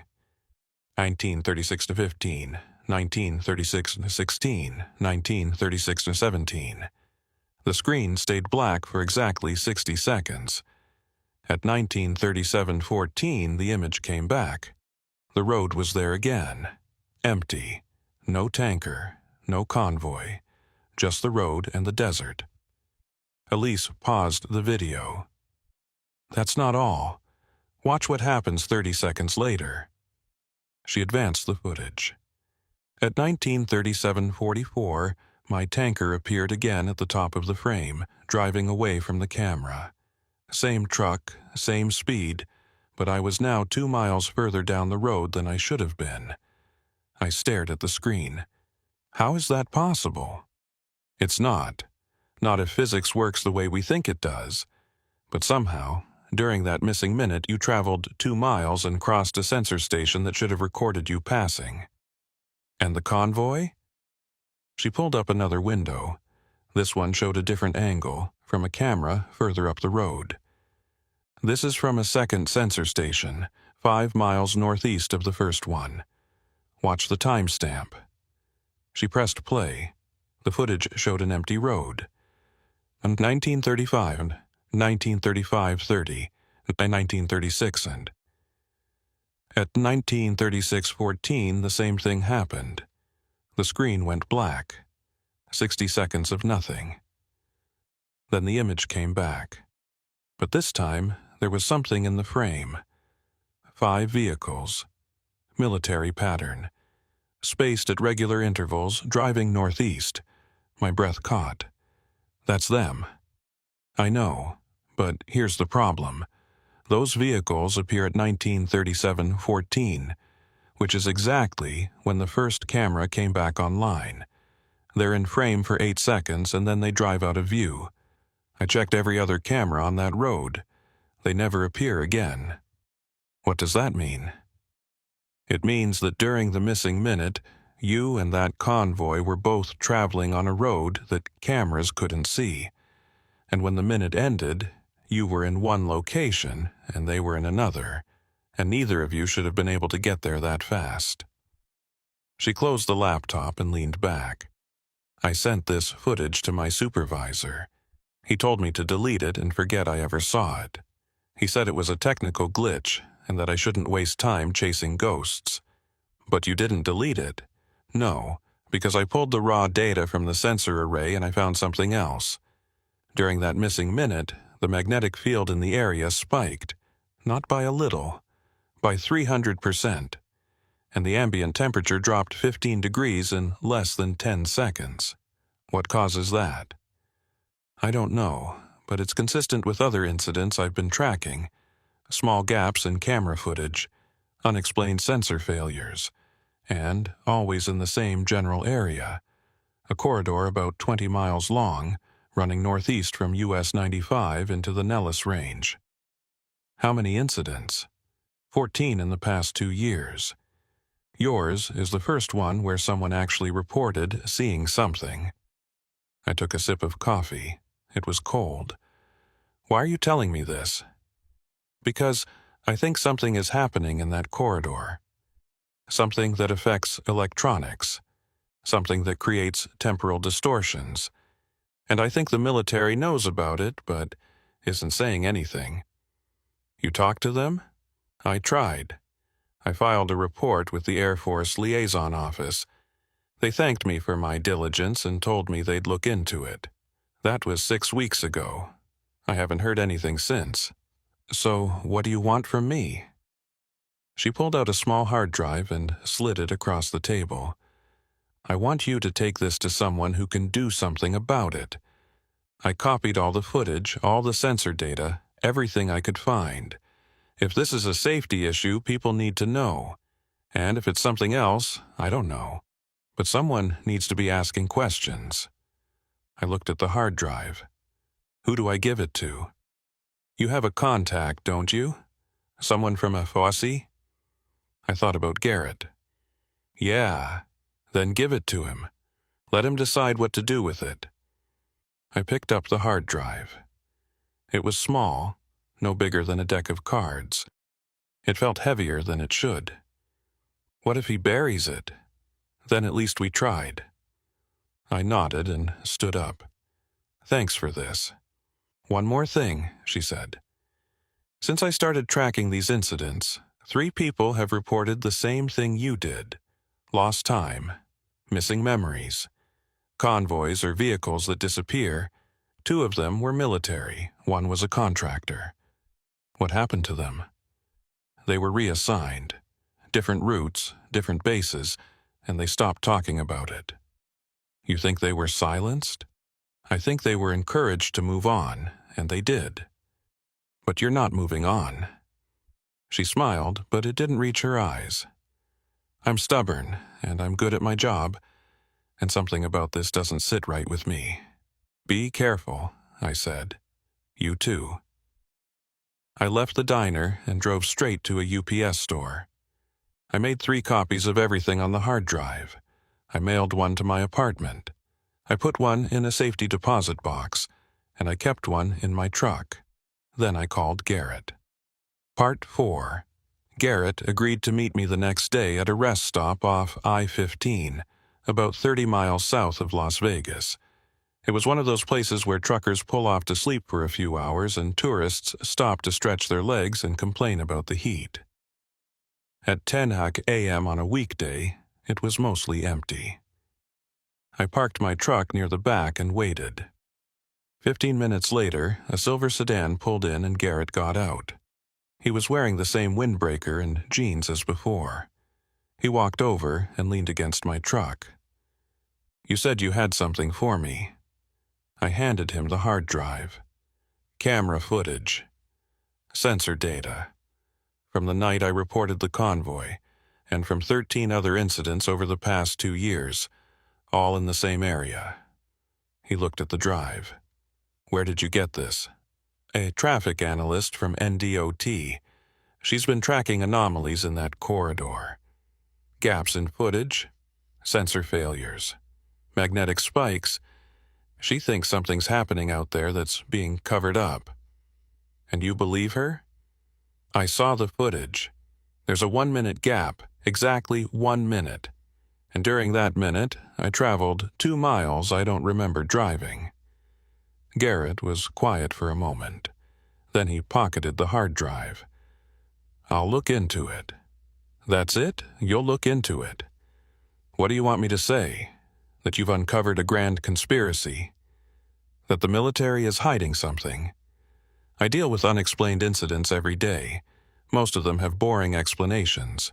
Equipment failures, human error, optical illusions. And the ones that don't? Those get flagged and sent up the chain, and then I don't hear about them again. So you're saying this is bigger than you? I'm saying it's above my pay grade, but I'll do what I can. He pushed off the truck and started walking back to his car. I called after him. What if it happens again? He stopped and turned around. Then you follow the same protocol. Pull over, get out, wait for it to pass, and call me immediately. And if I want answers, then you'll be disappointed, because I don't have them. Nobody does. He got in his car and drove off. I sat in my truck for a while, staring at the empty parking lot. I thought about Elise and her stubborn insistence on asking questions. I thought about the convoy and the missing minute and the tire tracks that ended in nothing. I thought about the 2 miles I'd driven without memory, and I thought about what Garrett had said, that it was above his pay grade, that he didn't have answers. I believed him, but I didn't trust him. I drove home and went back to work. I ran my routes. I hauled fuel. I stayed away from that stretch of road at night. For 3 weeks, everything was normal. Then I got a call from Elise. Her voice was shaking. Jonah, I need your help. What's wrong? I've been digging deeper into the sensor data, looking at patterns, times of day, weather conditions, magnetic readings, and I found something. The incidents aren't random, they're increasing. There was one incident in 2023, 3 in 2024, and now 10 in the past 3 months. What does that mean? It means whatever's causing this is getting more frequent, more intense, and I think it's going to happen again soon, within the next few days. How do you know? The magnetic readings. They follow a pattern. A buildup over several days, then a spike, then the incident. And right now, the readings are climbing, fast. Did you tell Garrett? I tried. He's not returning my calls. I think he's been told to shut me down. So, what do you want me to do? I want to go out there. I want to set up cameras.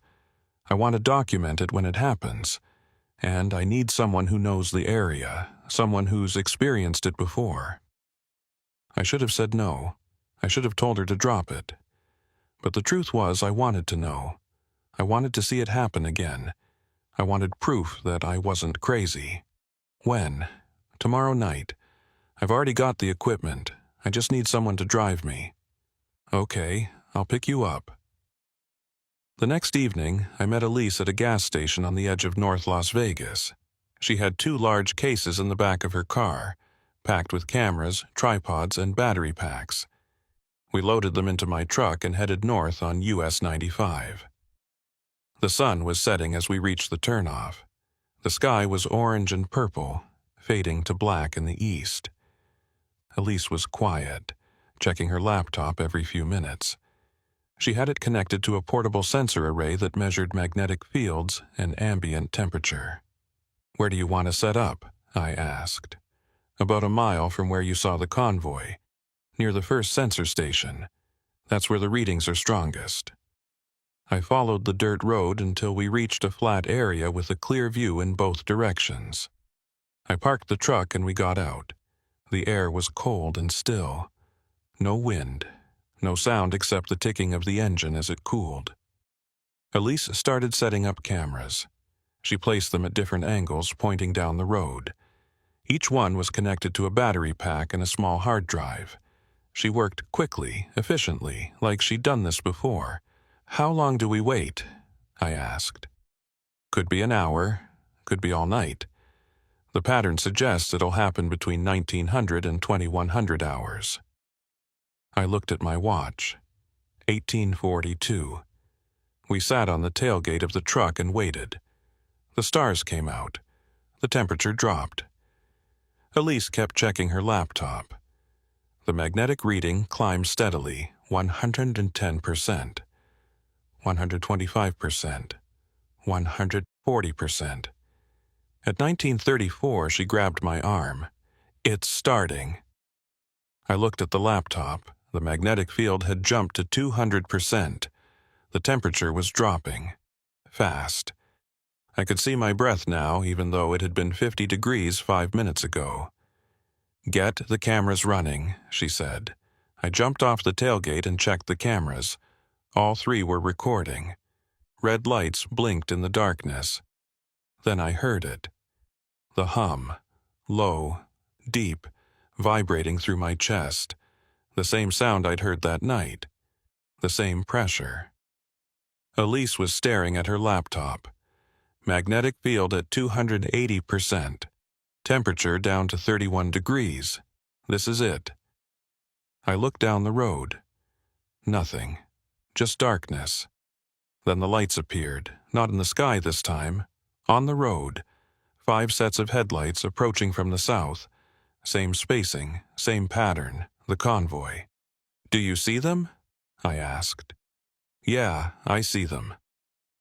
The trucks drove past us in formation. HMWVs, transport trucks, same as before. I could hear the engines now. Low rumble, diesel. But the sound was wrong, muffled, distant. I looked at Elise. She was staring at the laptop. "The cameras aren't picking them up." "What?" "Look." She turned the screen toward me. The camera feed showed the road. Empty.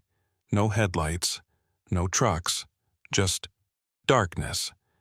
But we could see them right in front of us. The convoy reached the point where the tire tracks had ended that night.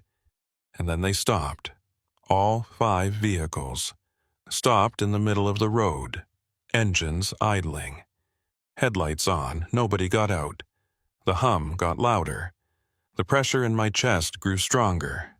I felt lightheaded. Dizzy. Elise grabbed my shoulder. "Look at the time." I looked at my watch. 1936. And then everything went black. Not the world. Just my mind. Like someone had hit a switch. When I came back, I was sitting on the tailgate. Elise was next to me. The convoy was gone. I looked at my watch. 1937. 1 minute. I looked at Elise. "Did you feel that?" She nodded slowly. "I don't remember the last minute." I jumped off the tailgate and ran to the cameras. They were still recording. I checked the timestamp on the nearest one. The recording jumped from 1936:14 to 1937:14. Exactly 1 minute. Missing. Elise came over with her laptop. Same thing. The sensor data has a gap. 1 minute. No readings, just nothing. But we were conscious. We were sitting here. Were we? Or did we just appear back here after the minute ended? I didn't have an answer. We packed up the equipment in silence. The hum was gone. The pressure was gone. The air felt normal again. But I knew what had happened. We'd lost a minute. Both of us. And the cameras hadn't seen the convoy at all. On the drive back, Elise was quiet. When we reached the gas station where I'd picked her up, she turned to me. "I'm going to send this data to every contact I have. News outlets, scientists, anyone who will listen. They'll bury it, or they'll call you crazy. Maybe. But at least I'll have tried. What about your job?" "I don't care about my job. I care about the truth." I nodded. "Good luck." "You too." She got out and loaded her equipment back into her car. I watched her drive away, and then I went home. 3 days later, I got a call from Garrett. We need to talk. In person. Now. Part 5. I met Garrett at the same rest stop as before. This time, he wasn't alone. There was a woman with him. Late 50s, gray hair, sharp suit. She looked like someone who didn't waste time on pleasantries. Garrett gestured to her. "This is Dr. Sarah Vance. She's with a research division I can't name." Dr. Vance extended her hand. I shook it. Her grip was firm. "Mr. Pierce, thank you for meeting with us. I understand you've had multiple experiences with temporal displacement events. Is that what you're calling them?" "It's as good a term as any. Please, sit." We sat at a picnic table. Dr. Vance pulled out a tablet and swiped through several screens. "I've reviewed the footage and sensor data that Ms. Marsh provided. It's consistent with other events we've been monitoring in that area for the past 7 years. So you know what's causing it. We have theories. No definitive answers. But we know it's real, and we know it's becoming more frequent. Why? That's what we're trying to determine. The prevailing hypothesis is that there's a naturally occurring phenomenon in that region. A localized distortion in space-time caused by unique geological and electromagnetic conditions. Think of it like a weak spot in the fabric of reality. And the convoys? The vehicles people see? We're less sure about those. They could be echoes, imprints of events that happened in the past, somehow being replayed during the distortion. Or they could be something else entirely. Like what?" She hesitated. "There are other theories, less conventional ones, but I'm not at liberty to discuss them." "Because they're classified." "Yes." Garrett leaned forward. "Here's why we're telling you this. We need people who've experienced these events, people who can remain calm under unusual circumstances, people who can document what they see without fabricating details or jumping to conclusions. You want me to be an observer?" "Yes, a paid observer. You'd continue your normal work, but if you're in the area during an event, you'd document it. Photos, notes, anything you can capture. In exchange, you'd receive a stipend and access to information about what we're learning." "And if I say no?" Dr. Vance closed her tablet. "Then you go back to your life. But I'll tell you this. The events are increasing in frequency and intensity. We've documented 23 incidents in the past month alone. If this continues, it's going to become impossible to contain. People are going to see things. Questions are going to be asked. And we need to be ahead of that curve." "What about Elise? You going to recruit her too?" Garrett shook his head. "Ms. Marsh has been reassigned. She's no longer working on traffic analysis. You silenced her. We encouraged her to pursue other opportunities. She agreed." I looked at Vance. "And if I don't agree, then we'll find someone else, but I think you want answers as much as we do, and this is the only way you'll get them." She was right. I did want answers. I wanted to know what I'd seen. I wanted to know what had happened during that missing minute. "Okay," I said. "I'm in." Dr. Vance handed me a folder. Inside is a non-disclosure agreement and a contract. Read them carefully. Sign them if you agree. Return them to Agent Garrett within 48 hours. I took the folder. What happens now? Now you go back to work and you wait. When the next event occurs, you'll document it, and we'll analyze what you've captured. And if I find something you don't want me to see, then we'll have an interesting conversation." She stood up. Garrett stood with her. They walked back to their car and drove away, leaving me alone at the picnic table with a folder full of secrets. I read the documents that night. The NDA was standard. The contract was generous. A $2,000 monthly stipend access to specialized equipment, and a direct line to a research team that would analyze anything I documented. I signed them. For the next 6 months, I drove my routes and watched for signs. I carried cameras. I logged magnetic readings. I documented everything. The events continued. Sometimes I saw lights. Sometimes I felt the hum. Twice, I lost time again, minutes at a time. But I was ready. I captured footage. I took notes. I sent everything to Dr. Vance. And slowly I started to understand. The distortions weren't random. They followed patterns. They occurred at specific locations, at specific times, and they seemed to be connected to something deeper than atmospheric conditions or electromagnetic anomalies. They felt intentional.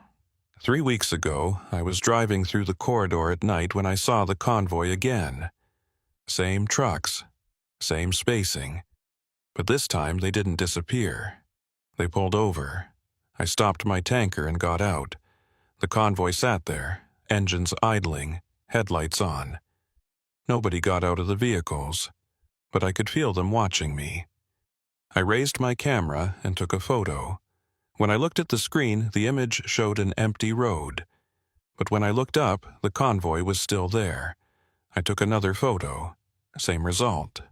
Empty road. Then one of the trucks flashed its headlights, 3 times. Deliberate, a signal. I didn't know what it meant, but I knew it was meant for me. The hum started. The pressure built. I felt the familiar sensation of time slipping away. And then I was back in my tanker, driving. The convoy was gone. My watch showed I'd lost 2 minutes this time, but my camera had captured something. Not the convoy, not the lights, but a shape. Faint, barely visible in the frame. Tall, thin, standing by the side of the road. I sent the image to Dr. Vance. 2 days later, she called me. Her voice was different, tighter, more controlled. "Mr. Pierce, I need you to come to a secure facility. There's something we need to discuss. Face to face." "What is it?" "I can't say over the phone, but it's important. Very important." "I'm supposed to meet her tomorrow. I don't know what she's going to tell me, but I know it's going to change everything, because I've seen enough now to understand. The convoys aren't echoes. They're not imprints. They're something else. Something that exists in the gaps between moments. Something that watches us from the spaces we can't see, and they're trying to communicate. I don't know what they want. I don't know what they are. But I know they're real, and I know I'm not the only one seeing them. The missing minute isn't missing, it's just hidden. And whatever's happening in that corridor isn't a natural phenomenon. It's a doorway, or a window, or a bridge between here and somewhere else. And we've been driving past it for years without knowing. But now we know. And now we're looking back. And they're looking back at us. Tomorrow, I'll get my answers. Or I'll get more questions. Either way, I'm done pretending this is normal. The convoy is real. The lost time is real. And whatever's behind it is real too. I just hope we're ready for what that means. The facility wasn't what I expected. I thought it would be underground, hidden, the kind of place you see in movies with multiple security checkpoints and armed guards. Instead, it was a plain office building in an industrial park outside Henderson. 3 stories, beige stucco, a parking lot half full of civilian vehicles. The only thing that gave it away was the antenna array on the roof and the lack of any company name on the building. I parked my truck and walked to the entrance. The door was locked. A small camera above it tracked my movement. A voice came through a speaker. "State your name and business." "Jonah Pierce. I have a meeting with Dr. Vance." The door buzzed. I pulled it open and stepped into a lobby that looked like any other office building. Reception desk, potted plants, elevator. A security guard in a plain uniform sat behind the desk, He checked my ID, made a phone call, and handed me a visitor badge. "Third floor. Dr. Vance will meet you." I took the elevator up. The doors opened to a hallway with fluorescent lights and gray carpet. Dr. Vance was waiting. She looked tired, more tired than when I'd seen her 3 weeks ago. "Mr. Pierce, thank you for coming. Follow me." She led me down the hall to a conference room. Inside, there were 3 other people. Agent Garrett, a man in Air Force uniform with colonel's insignia, and a younger man in civilian clothes with the kind of pale skin that comes from spending too much time indoors. Dr. Vance gestured to a chair. "Please, sit. We have a lot to discuss." I sat. The colonel leaned forward. "Mr. Pierce, I'm Colonel Reeves. I oversee the research program Dr. Vance works for. What you're about to hear is classified at the highest level. You've already signed the NDA, but I need to emphasize the seriousness of this. What we discuss here cannot leave this room, understood?" "Understood." He nodded to the younger man. "This is Dr. Marcus Holt. He's our lead analyst on temporal phenomena." Geschichte pulled up a presentation on the screen at the end of the room. The first slide showed a map of Nevada with dozens of red dots clustered in a specific area. The corridor. "These are all documented temporal displacement events over the past 8 years, Dr. Holt said. His voice was quiet, precise. 247 incidents, ranging from a few seconds of lost time to, in one case, nearly 10 minutes. Every single one occurred in this 30-mile corridor." He clicked to the next slide, a graph showing frequency over time. The line climbed steeply in recent months.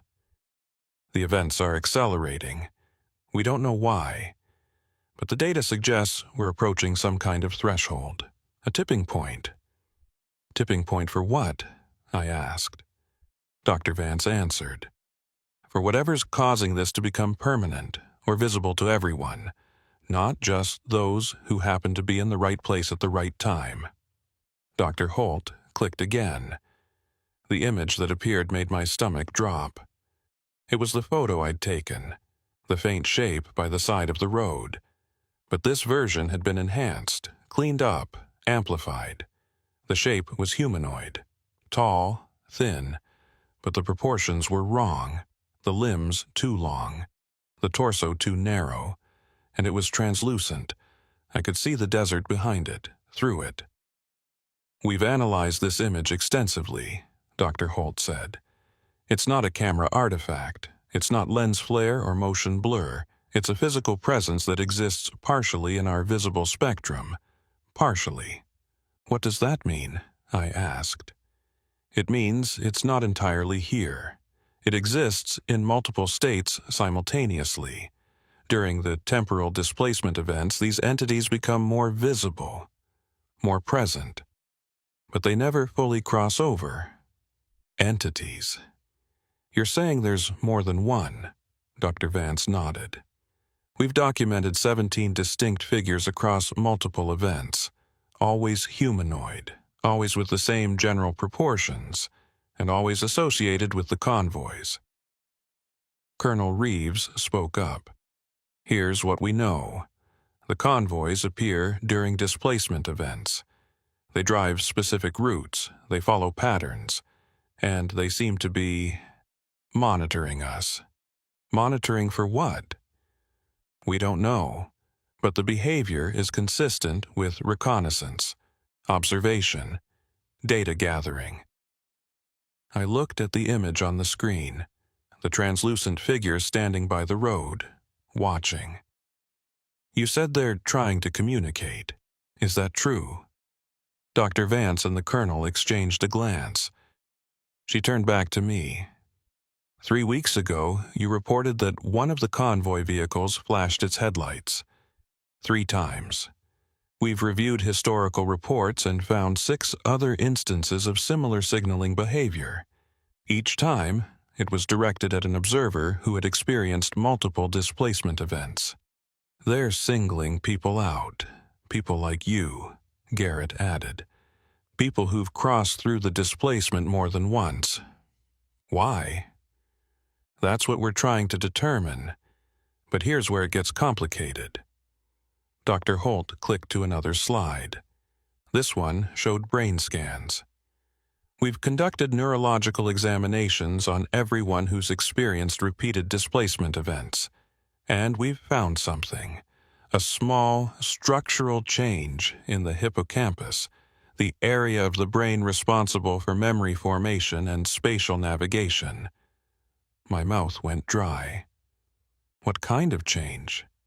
An increase in neural density, new connections forming. It's subtle, but it's measurable, and it's consistent across all subjects. What does it do? Dr. Vance leaned forward. We think it makes you more sensitive to the temporal distortions. You're not just passing through them anymore. You're starting to perceive them on a different level, and we think that's what the entities want. They're changing us. Possibly. Or they're selecting for people who already have a latent ability to perceive these distortions, and the repeated exposure is enhancing it. I stood up. My legs felt weak. You're telling me that every time I lose time, something is rewiring my brain? In essence, yes. But there's no evidence of harm. The changes appear to be adaptive, beneficial even. Beneficial for who? Colonel Reeves cleared his throat. That's the question we need you to help us answer. We're putting together a team.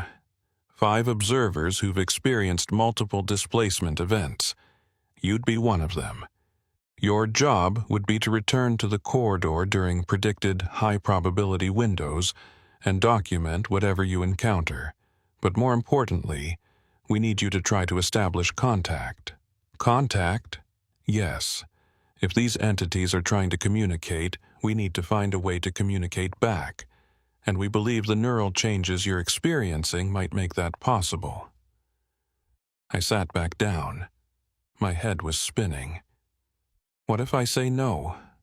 Dr. Vance's expression softened. Then you walk away. The changes in your brain are permanent, but they're not progressive unless you experience more displacement events. Avoid the corridor, and you'll be fine. You'll live a normal life. But the events will keep happening, and eventually other people will start seeing what I've seen.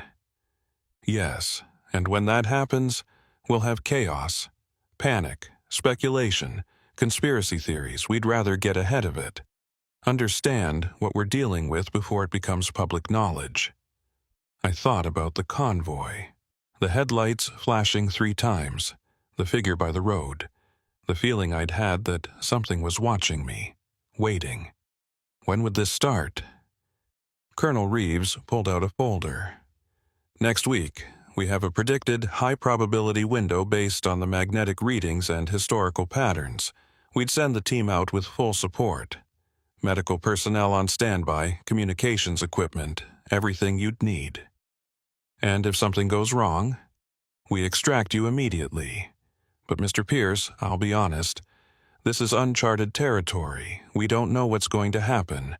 We can't guarantee your safety. I looked at each of them. Dr. Vance with her tired eyes, Garrett with his steady gaze, Dr. Holt with his pale intensity, Colonel Reeves with his military bearing. They needed me. And the truth was, I needed this. I needed to know what was on the other side of that missing minute, what was waiting in the gaps. I'm in, I said. Dr. Vance smiled. It was small, but genuine. Thank you. You're doing something important here. Something that might change everything we understand about reality. Or it might just get me killed. That, too. They gave me a briefing packet and sent me home. Inside were technical specifications for the equipment I'd be using. Medical protocols. Emergency extraction procedures. And photos. Dozens of them. Enhanced images of the translucent figures. Different angles, different events, always the same basic form. One photo caught my attention. It showed a figure standing directly in front of a convoy truck. But instead of blocking the vehicle, it appeared to be merging with it. Half in the truck, half outside. Like the boundary between the two didn't exist. I couldn't sleep that night. I kept thinking about my brain changing, about neural pathways forming that shouldn't exist, about the possibility that I was becoming something other than entirely human. The next morning, I called Elise. We hadn't spoken since she'd been reassigned. Her number went straight to voicemail. I tried her email. It bounced back. It was like she'd been erased. I wondered if that would happen to me too, if this went wrong. The week passed slowly. I ran my normal routes, but I couldn't focus. Every shadow looked like a figure. Every empty stretch of road felt like it was hiding something. On the day before the scheduled observation, I drove out to the corridor alone. It was midday, bright sun, clear sky, nothing unusual. I parked my truck and got out. The desert was quiet. I walked to the spot where the tire tracks had ended that first night. The ground looked normal now. No marks, no evidence that anything strange had ever happened, but I could feel it. A subtle wrongness in the air. A sensation like standing too close to a high-voltage line. The hairs on my arms stood up. I closed my eyes and listened. Wind, my own breathing, the tick of my truck's cooling engine. And underneath it all, very faint, the hum. It was always there. I realize that now. The displacement events didn't create the hum. They just made it loud enough to notice. This place was thin, the barrier between here and wherever they came from. And every time someone passed through during a displacement event, that barrier got a little thinner. I opened my eyes and looked at the empty road. Somewhere in the gaps between moments, the convoy was driving. The figures were watching, and they were waiting for us to reach out. Tomorrow I would, and I had no idea what would reach back.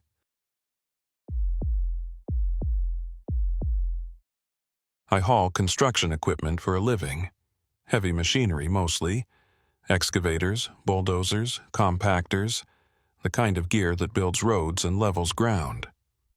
My name is Caleb Morris, and I've been driving a flatbed for 12 years. I know every highway between Las Vegas and Reno, every truck stop worth stopping at, and every stretch of road where the wind tries to push 40,000 pounds of steel sideways. What I don't know is why my truck stopped working on a clear night in the middle of nowhere, or why my watch started running backward. This happened 3 weeks ago. I'm writing it down because I need to get it straight in my head before I talk to anyone official about it. And because my brother Aaron won't stop asking me what I remember versus what I think I remember. The run started normal. I picked up a compact roller from a rental yard in North Las Vegas around 1600 hours. The manifest said it was going to a construction site near Tonopah, about 200 miles northwest. The route takes you up US 95 through empty desert, past the Nellis Range, through a whole lot of nothing. I've driven it dozens of times. I secured the roller to the flatbed with chains and binders, did my walk-around, checked the lights and the airlines. Everything was solid. The weather forecast was clear. No wind advisories, no storms, just a cold November night with good visibility. I rolled out at 17:15. The sun was already low, painting the sky orange and purple. By the time I cleared the city limits, it was full dark. I had the radio on low, some talk station out of Vegas, and a thermos of coffee wedged between the seat and the console. About 90 miles north, just past the turnoff for the Nellis Range, my headlights caught something on the shoulder. A pickup truck. Flashers on, hood up. I slowed and pulled onto the shoulder about 50 feet behind it. I grabbed my flashlight and climbed down from the cab. The air was cold and still, no wind at all, the kind of stillness that makes every sound carry. I walked up to the pickup. It was a newer model Ford, white, with contractor decals on the door. A man was leaning over the engine bay with his own flashlight. He looked up when he heard my boots on the gravel. "You okay?" I called out. "Yeah, just overheated, I think. Temp gauge spiked about 5 miles back." I walked closer. The man was in his late 30s, wearing a canvas jacket and work boots. He had the look of someone who spends his days outside. Tanned skin, calloused hands. "You got coolant?" I asked. "Checked it, full. Radiator's not leaking, but the gauge is pinned in the red and the engine's hot enough to fry an egg." I leaned in with my flashlight. The engine looked clean. No visible leaks, no hoses split or bulging, but I could feel the heat radiating off the block. "You run it hard before it spiked?" "No, I was doing about 60. No hills, no strain, just cruising, and then the gauge shot up and the dash started beeping at me. Thermostat, maybe. Maybe. But I can't fix it here. I'm going to let it cool down and try to limp into Tonopah." I nodded. "Where you headed?" "Construction site about 10 miles past town. I'm running electrical supplies." "You?" "Same site, probably. I'm hauling a roller." He grinned. "Small world. I'm Aaron Briggs." "Caleb Morris." We shook hands. His grip was firm. "You want to wait with me?" he asked. "Might be 20 minutes before this thing cools down enough to risk starting it." "Sure, I'm not in a rush." We stood there by the side of the road, our flashlights pointed at the engine like that would help. The desert around us was black. No lights from houses or other vehicles, just the glow from our flashers and the stars overhead. "You drive this route often?" Aaron asked. "Couple times a month. You?" "First time. I usually work closer to Vegas, but this job pays better." "It's a quiet road. Not much traffic after dark." I noticed. We talked for a few more minutes about nothing important. Work, weather, the usual small talk you make with strangers when you're both stuck in the same situation. Then Aaron looked up at the sky. "That's a bright star," he said. I followed his gaze. There was a point of light almost directly overhead. White, steady, brighter than the surrounding stars. "Satellite, maybe," I said. "Does it usually sit still like that?" I looked closer. It wasn't moving. Satellites drift across the sky. Planes blink. This was just there. Fixed. Bright. "Huh, that's weird." "Yeah." We watched it for maybe 30 seconds. It didn't change, didn't flicker, didn't move. Then it split. Not gradually. Not like something breaking apart. It just divided into 3 separate points of light arranged in a perfect triangle. Each point was identical. Same brightness. Same color. Same steady glow. "Did you see that?" Aaron's voice was tight. "Yeah, I saw it." The 3 points held their formation for maybe 5 seconds. Then they began to move. Not together. Independently. One stayed where it was. The other 2 slid away in opposite directions, smooth and silent, until they formed a larger triangle maybe 20 degrees across. I felt something in my chest, a pressure, like the air had gotten thicker. "What the hell is that?" Aaron said. "I don't know." The 3 points stopped moving. They held the new formation. Then, without warning, they collapsed back into a single point. Not by moving back together, they just merged.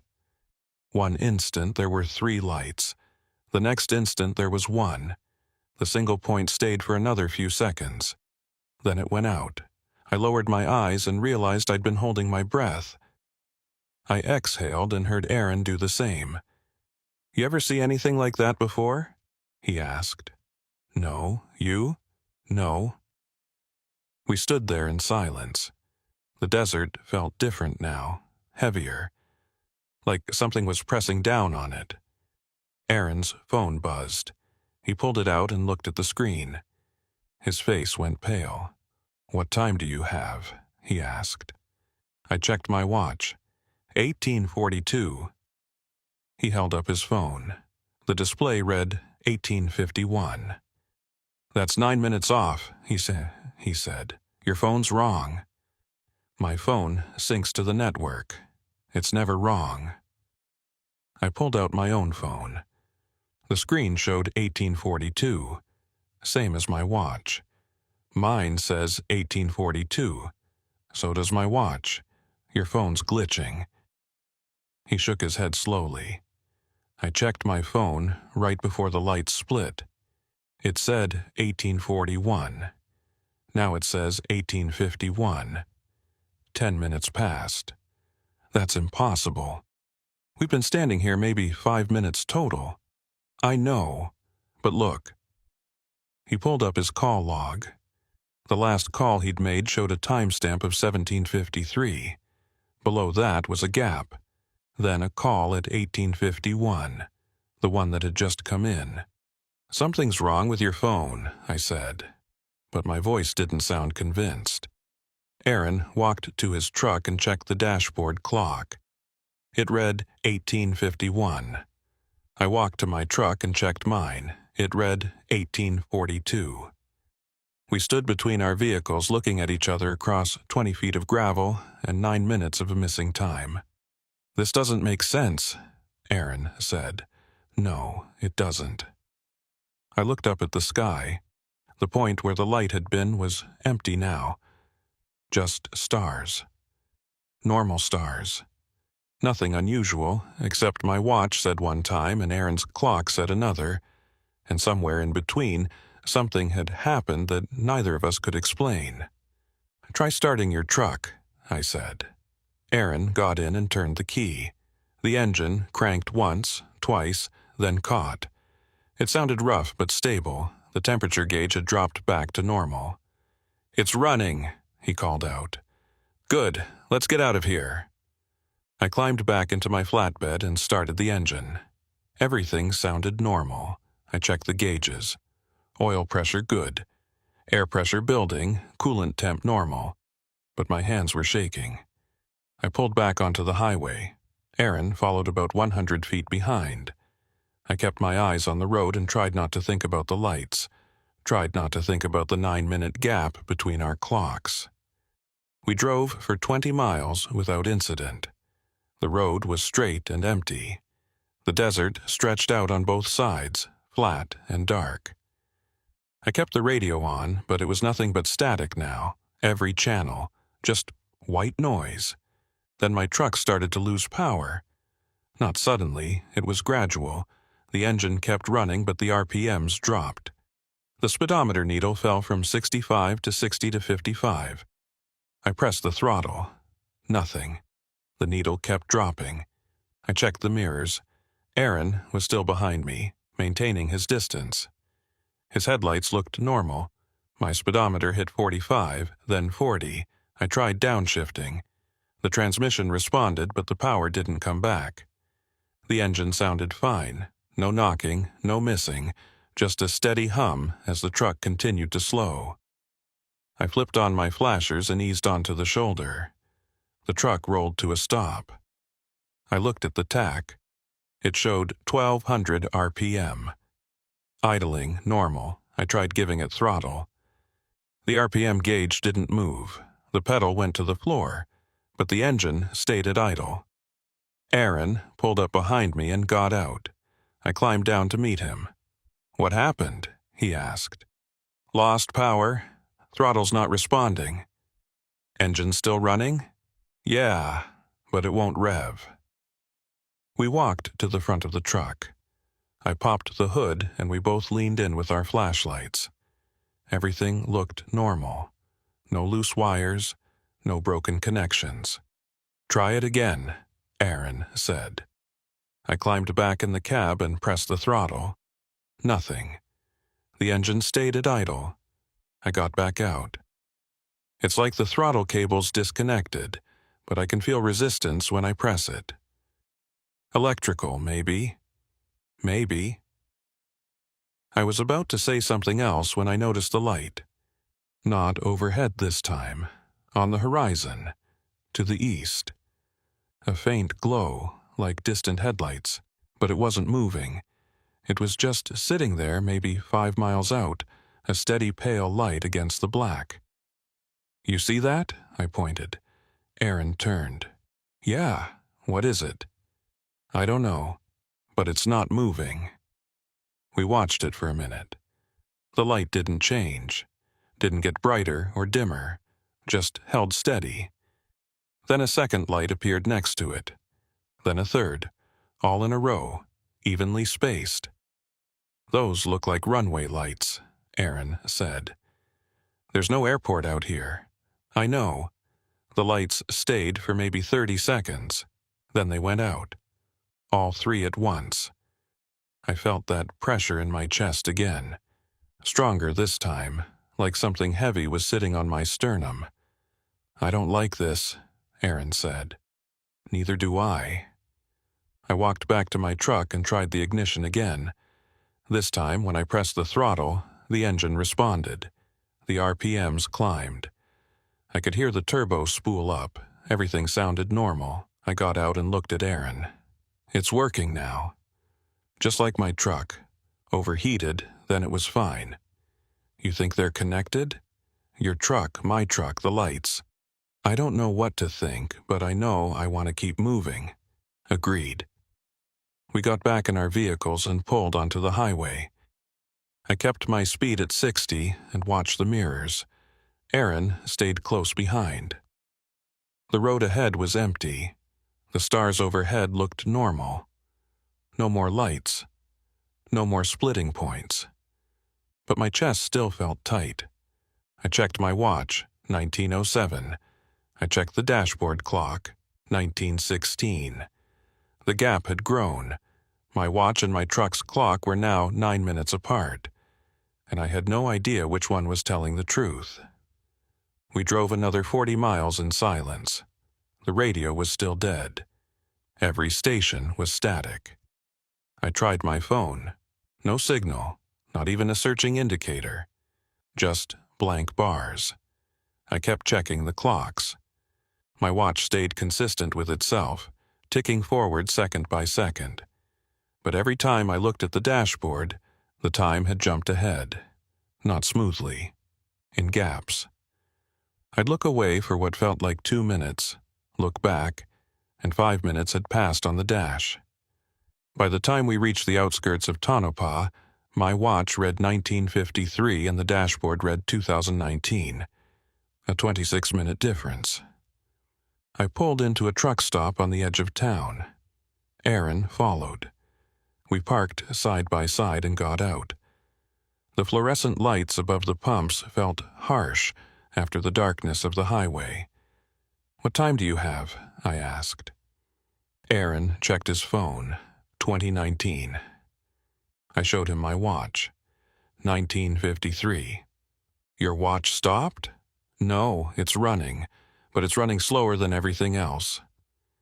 He looked at his truck's dashboard through the window. "My clock matches my phone, 2019. So either my watch is wrong or what? Or time is moving differently for me than it is for you." He stared at me. "That doesn't make sense. None of this makes sense. But look at the evidence. Your truck overheated for no reason. My truck lost power for no reason. We both saw lights in the sky that split into 3 and merged back into 1. And now our clocks don't match." Aaron rubbed his face with both hands. "This is insane." "Yeah." A car pulled into the station. An older sedan. A woman got out and started pumping gas. She looked normal, tired maybe, but normal, like the world wasn't breaking apart. "We should report this," Aaron said. "Call someone, the sheriff, the Air Force, somebody." "And tell them what? That we saw weird lights and our clocks don't match? They'll think we're drunk." "So what do we do?" "We finish the run. We deliver our loads, and then we figure out who to talk to." Aaron didn't look convinced. "What if it happens again?" Then we deal with it." He nodded slowly. "Okay, but I'm not driving alone. If something else happens, I want a witness." "Same."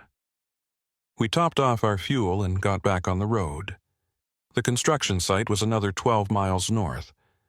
The route took us off the highway onto a smaller road that wound through low hills and dry washes. No streetlights, no houses, just our headlights cutting through the dark. I checked my watch again. 2000. Since. Dashboard, 2047. 33 minutes. The gap was growing. I keyed my CB radio. I'd been trying it periodically since the static started. This time, I got a response. "Breaker, breaker, this is any unit on the road. Anyone copy?" Static, then a voice, faint, distorted. "Copy, north, 95. This is a flatbed about 10 miles north of Tonopah. You reading me?" "Copy, lights, saw. Say again." "You saw lights?" "3, split, same." The static swallowed the rest. I tried again. Nothing. Just white noise. I looked in the mirror. Aaron was still there. His headlights steady. The road climbed a low ridge and dropped into a valley. At the bottom, I saw lights. Real lights this time. Portable work lights on stands. A cluster of vehicles. Construction trailers, the site. I pulled into the lot and parked near a stack of concrete barriers. Aaron pulled in next to me. We got out and looked around. The site was quiet. A few workers were packing up tools near one of the trailers. A foreman in a high-vis vest walked over.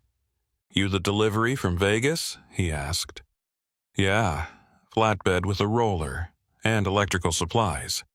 He checked a clipboard. "Good, we've been waiting. Offload over there." He pointed to a flat area near a graded pad. "You got somebody who can sign off?" I asked. "Yeah, give me 10 minutes." He walked back to the trailer. I looked at Aaron. "You okay?" "I don't know, are you?" "No." We offloaded the equipment. It took about 20 minutes. The roller came off clean. Aaron's supplies were stacked and counted. The foreman signed the paperwork and handed us each a copy. "You guys headed back tonight?" he asked. "That's the plan," I said. "Be careful out there. We've been getting weird radio interference all week, and a couple of the guys said they saw lights last night." "What kind of lights?" "Didn't say, just lights, out past the ridge." He gestured vaguely to the east, the same direction we'd seen the 3 horizontal lights on the highway. "You report it?" "To who? There's nobody out here to report to, and the Air Force doesn't care unless you're in their airspace." He walked back to the trailer. I looked at Aaron. "We're not the only ones," he said. "No, we're not." We climbed back into our vehicles and headed south. Empty now, no cargo, just the return trip and the growing gap between our clocks. I checked my watch, 21:03. Dashboard, 21:42, 39 minutes.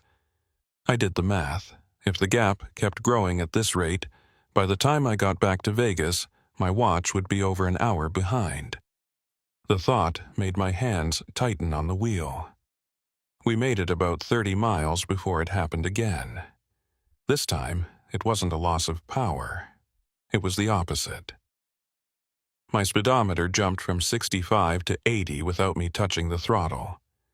The engine roared. The truck surged forward. I pulled my foot off the gas. The speedometer stayed at 80. I tapped the brake. The needle didn't move. I pressed harder. The truck started to slow, but the speedometer still read 80, even as I could feel the deceleration. Then the needle dropped to 0. The engine was still running. The truck was still moving, but the speedometer showed nothing. I looked at the odometer. The numbers were spinning backward. I grabbed the CB. "Aaron, you seeing this?" "Static." Aaron, my gauges are going crazy. Do you copy? More static. Then his voice, faint and chopped up. Same, dash. Backwards. The pressure in my chest returned, stronger than before. I felt lightheaded. My vision narrowed at the edges. I looked in the mirror. Aaron's headlights were there, but they looked wrong. Dimmer. Flickering, then the sky lit up. Not like dawn, not like lightning. It was a pale blue light that came from everywhere at once. It washed out the stars. It turned the desert into a flat gray landscape with no shadows. And in that light I saw something on the road ahead. A figure, standing in the center of my lane. Tall, thin. Humanoid but wrong. The proportions were off, the arms too long, the legs too narrow. I hit the brakes hard. The truck shuddered. The ABS kicked in. I could hear the air system dumping. The figure didn't move. I cranked the wheel. The truck swerved. The trailer swung wide. I felt the tires on the shoulder, gravel spraying. The figure was gone. Not moved, not jumped out of the way, just gone. The blue light cut out. The desert went back to black. My headlights showed an empty road. I brought the truck to a stop on the shoulder, my heart hammering in my chest. I looked in the mirror. Aaron had stopped behind me. His driver's door opened. He got out and walked toward me, fast, almost running. I opened my door and climbed down. My legs felt weak. "Did you see it?" Aaron's voice was shaking. "The light? The thing in the road, the figure. Yeah, I saw it. What was it?" "I don't know. But it was there, right in front of me. And then it wasn't." Aaron looked back at his truck. My gauges went insane, speedometer spinning, odometer running backward, and my phone, he pulled it out. The screen was black. "It's dead, won't turn on." I checked my phone. Same, dead. Not low battery, just off. Like it had been drained completely in seconds. "This is bad," Aaron said. "This is really bad." I looked at the sky. It was back to normal. Stars, black, no blue light, no splitting points. But I could still feel the pressure in my chest. And I could still see that figure in my mind. Standing there, waiting. "We need to keep moving," I said. "Whatever's happening, standing here isn't helping." "Where do we go?" "Back to Vegas. We get to a place with people and lights and cell towers, and we figure out what to do." "And if it follows us?" I didn't have an answer for that. We got back in our trucks. My engine started normal. The gauges settled. Speedometer at 0. Tach at idle. Oil pressure good. But before I put it in gear, I noticed something on the passenger seat. My logbook was open. I always keep it closed when I'm not writing in it. Always.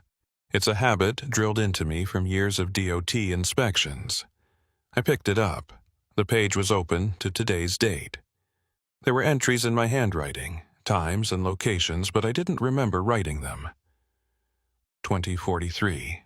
Past mile 97. Clear. 2056. Checked cargo. Secure. 2109. Radio check. No response. I stared at the entries. The times fell within the gap. The missing period when the figure had appeared and the blue light had washed everything out. I'd been functioning, driving, writing, but I had no memory of it. Aaron knocked on my window. I rolled it down. "You okay?" he asked. "Look at this." I showed him the logbook. He read the entries. His face went pale. "You wrote that?" "It's my handwriting, but I don't remember any of it." "Check mine." He went back to his truck and returned with his own logbook. Same thing. Entries during the gap. Times. Notes about road conditions. All in his handwriting. None of it remembered. "We were conscious," Aaron said. "We were doing our jobs. But we weren't present, like autopilot, or like someone else was controlling us. Don't say that. What else explains it? He didn't answer. He just stood there holding his logbook, staring at entries he'd written but couldn't recall. I put it in gear and pulled back onto the highway. Aaron followed. I checked my watch, 21:27, dashboard, 22:18, 51 minutes. The gap was still growing. We drove for an hour without stopping. No more lights, no more figures, just the road and the darkness and the steady hum of the engines. But things kept getting stranger. The mile markers were wrong. I passed mile 82, then mile 79, then mile 84. They weren't in order. They jumped around like someone had shuffled them. I keyed the CB. Aaron, you seeing the mile markers? Yeah, they're out of sequence. That's not possible. I know. I kept driving. The road felt different. Longer than it should be, like the miles were stretching out. I checked my watch, 22:14. Dashboard, 23:19. 65 minutes. I looked at the fuel gauge. It showed 3/4 full, that was right. I'd topped off in Tonopah and hadn't burned much since then, but the trip odometer showed 147 miles since my last fill-up. I'd only driven about 60. I grabbed a pen and paper from the console and started writing down everything I could see. Times, odometer readings, mile markers. I needed documentation. I needed something concrete to show that I wasn't losing my mind. At 22:38 on my watch, 23:47 on the dash, I saw lights ahead. Not strange lights, normal lights. The glow of a town, Indian Springs. I'd driven past it on the way up. It was a small place. A few gas stations, a casino, some houses. Nothing fancy. But it had people. And right now, that's what I needed. I pulled off the highway into a gas station. Aaron followed. We parked under the lights and got out. The air felt normal. Cold. Still. Real. I walked to the door of the convenience store. It was locked. A sign said, "Closed." I checked the hours. It should have been open until midnight. I looked through the window. The lights were on inside. I could see the aisles, the coolers, the counter. But no one was there. Aaron tried the handle. Locked. "Where is everyone?" he asked. I looked around. The parking lot was empty except for our trucks. No other vehicles. No people. The casino across the street was dark. The houses behind the gas station had no lights in the windows. "This doesn't make sense," I said. "It's not that late. People should be here." Aaron walked to the edge of the lot and looked down the main street. There's no cars, no lights, nothing. I pulled out my phone. Still dead. I tried Aaron's. Same. I walked back to my truck and checked the dashboard clock. 0:22, past midnight. But my watch said 22:51. "Aaron, what time does your phone say?" He pressed the power button. Nothing. "It's still dead. Check your dashboard." He walked to his truck and looked. 00:12. My watch says 22:50. So we're either an hour and 21 minutes behind or everyone else is ahead. Or we lost time again. He looked at me. How much time? I don't know. But something's wrong with this town. It shouldn't be this empty. A sound broke the silence. A low hum. Distant, but getting closer. We both turned toward it. It was coming from the north, from the direction we'd just driven. "Is that a truck?" Aaron asked. "I don't think so." The hum grew louder. It wasn't an engine sound. It was smoother, more consistent. Like a generator running at high RPM. Then we saw it. A light low on the horizon, moving south along the highway. Not headlights. Something else. A pale glow that seemed to expand as it moved. "Get in the truck," I said. "What?" "Now." We climbed into our vehicles. I started the engine. Aaron did the same. I put the truck in gear and pulled back onto the highway, heading south, away from the light. I watched the mirror. The glow was still there. Following. Not gaining, but not falling back either. I pushed the throttle down. The speedometer climbed. 70, 75, 80. The glow kept pace. I keyed the CB. "Aaron, it's following us." "I see it." "Any ideas?" "Just keep driving." The highway stretched ahead, straight, empty, the broken white line sliding past in an endless rhythm. I checked my watch. 23:09. Dashboard 0038. The gap was now 89 minutes. I looked in the mirror again. The glow was brighter now. Closer. I could see details in it, structure, edges. It wasn't just a light. It was something with shape. "Aaron, it's getting closer." "I know. I'm right behind you. Just keep going." The glow expanded until it filled my mirrors. I couldn't see Aaron's headlights anymore, just the pale light washing everything out. Then my engine started to sputter. Not lose power like before. It was missing, coughing. The whole truck shuddered. I downshifted. The engine smoothed out for a second, then started missing again. The speedometer dropped. 75, 70, 65. The glow was right behind me now. I could feel heat through the back window of the cab. Not burning hot, but warm. Wrong. And then I heard something. Not through the radio, not through the windows. Inside my head. A tone. Low. Steady. Like a tuning fork vibrating at a frequency just below hearing. It made my teeth ache and my vision blur at the edges. I shook my head, trying to clear it. The tone persisted. Then Aaron's voice came through the CB. Not static this time. Clear. "Caleb, my truck's dying. I'm losing power." I tried to respond, but my voice wouldn't come. My jaw felt locked. I forced the words out. "Same, just keep it moving, as long as you can." The engine missed again. Hard. The whole truck jerked. The speedometer dropped to 60. I looked ahead. There were lights in the distance. Real lights. A town bigger than Indian Springs. Beatty. If I could just make it there. If I could get to people and buildings and normal reality, maybe this would stop. The tone in my head grew louder.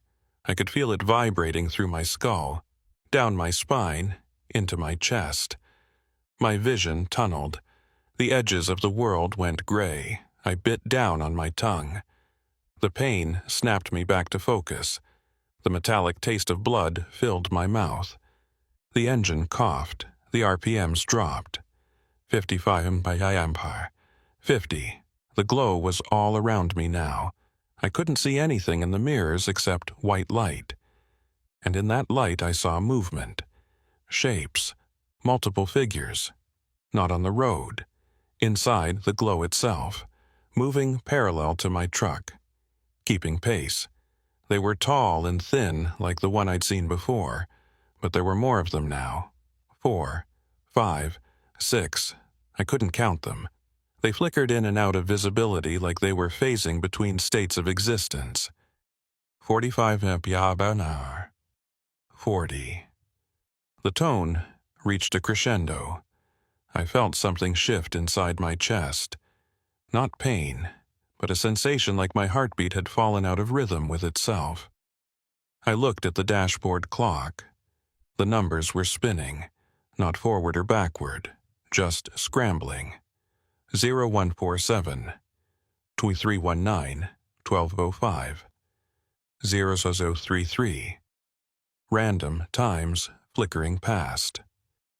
My hands on the wheel felt numb. I could see them gripping the leather, but I couldn't feel the texture. It was like I was watching myself from outside my body. Then, all at once, the engine smoothed out.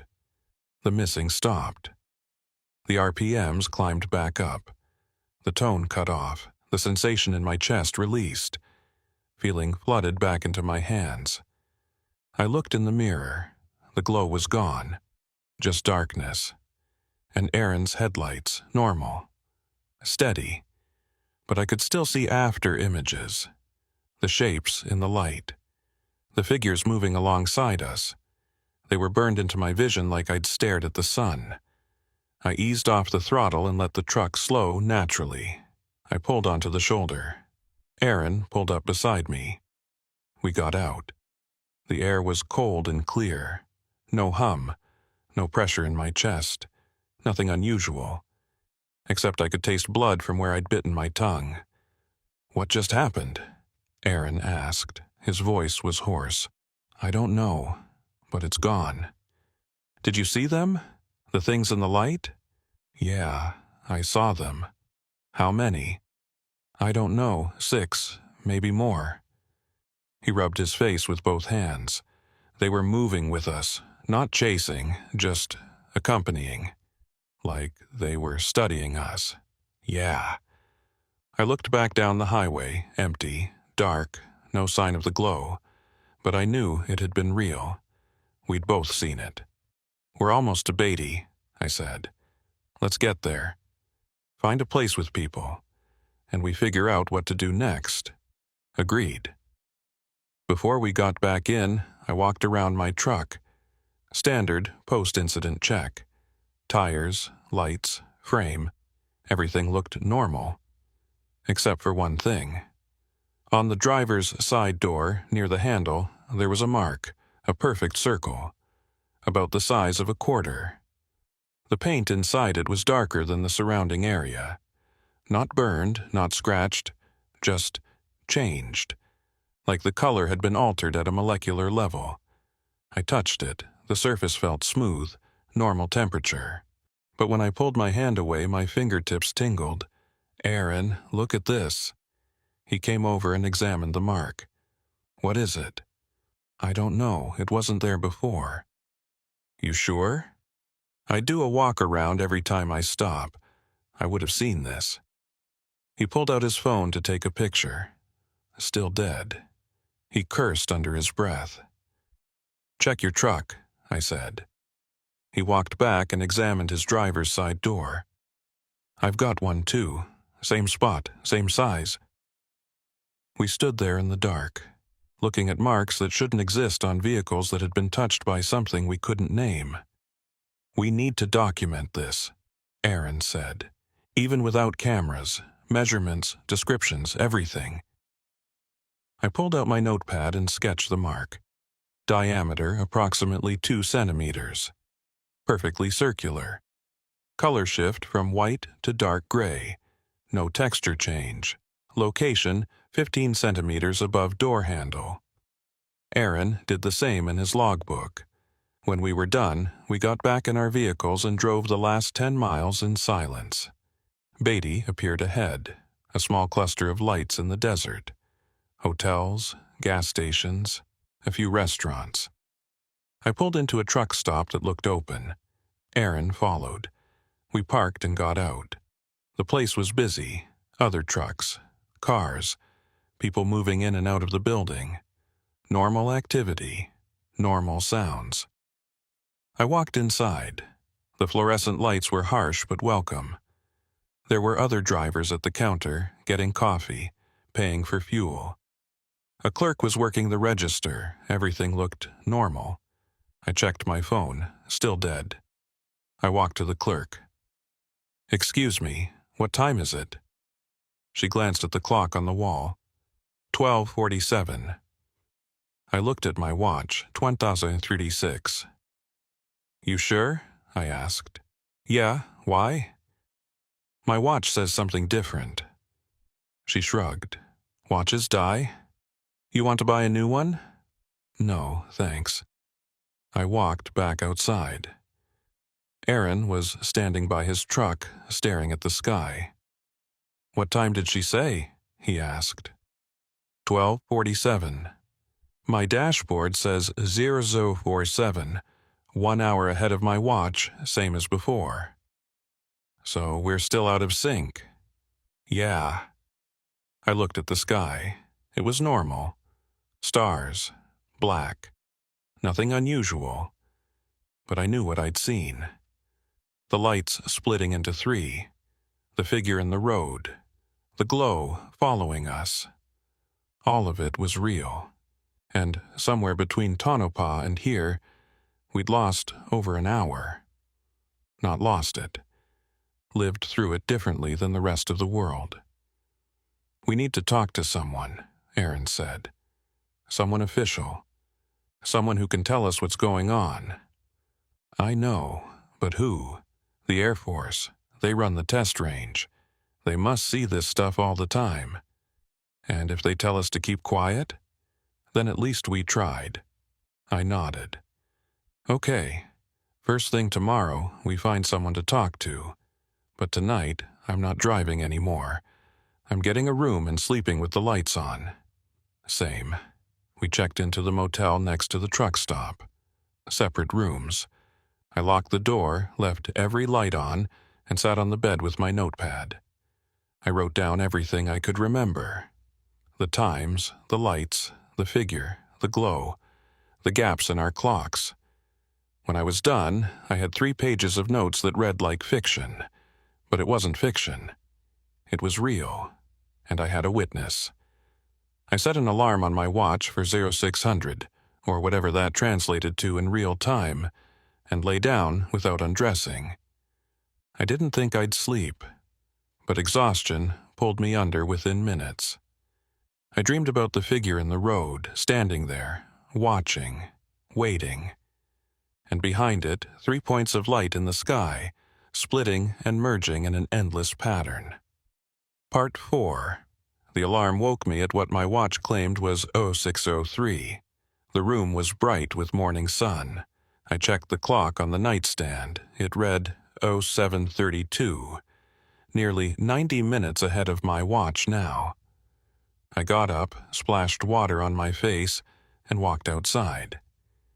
The parking lot was busy with travelers getting an early start. Everything looked normal. Trucks fueling up. Families loading into cars. The world going about its business like nothing strange had happened. I knocked on Aaron's door. He answered, looking as rough as I felt.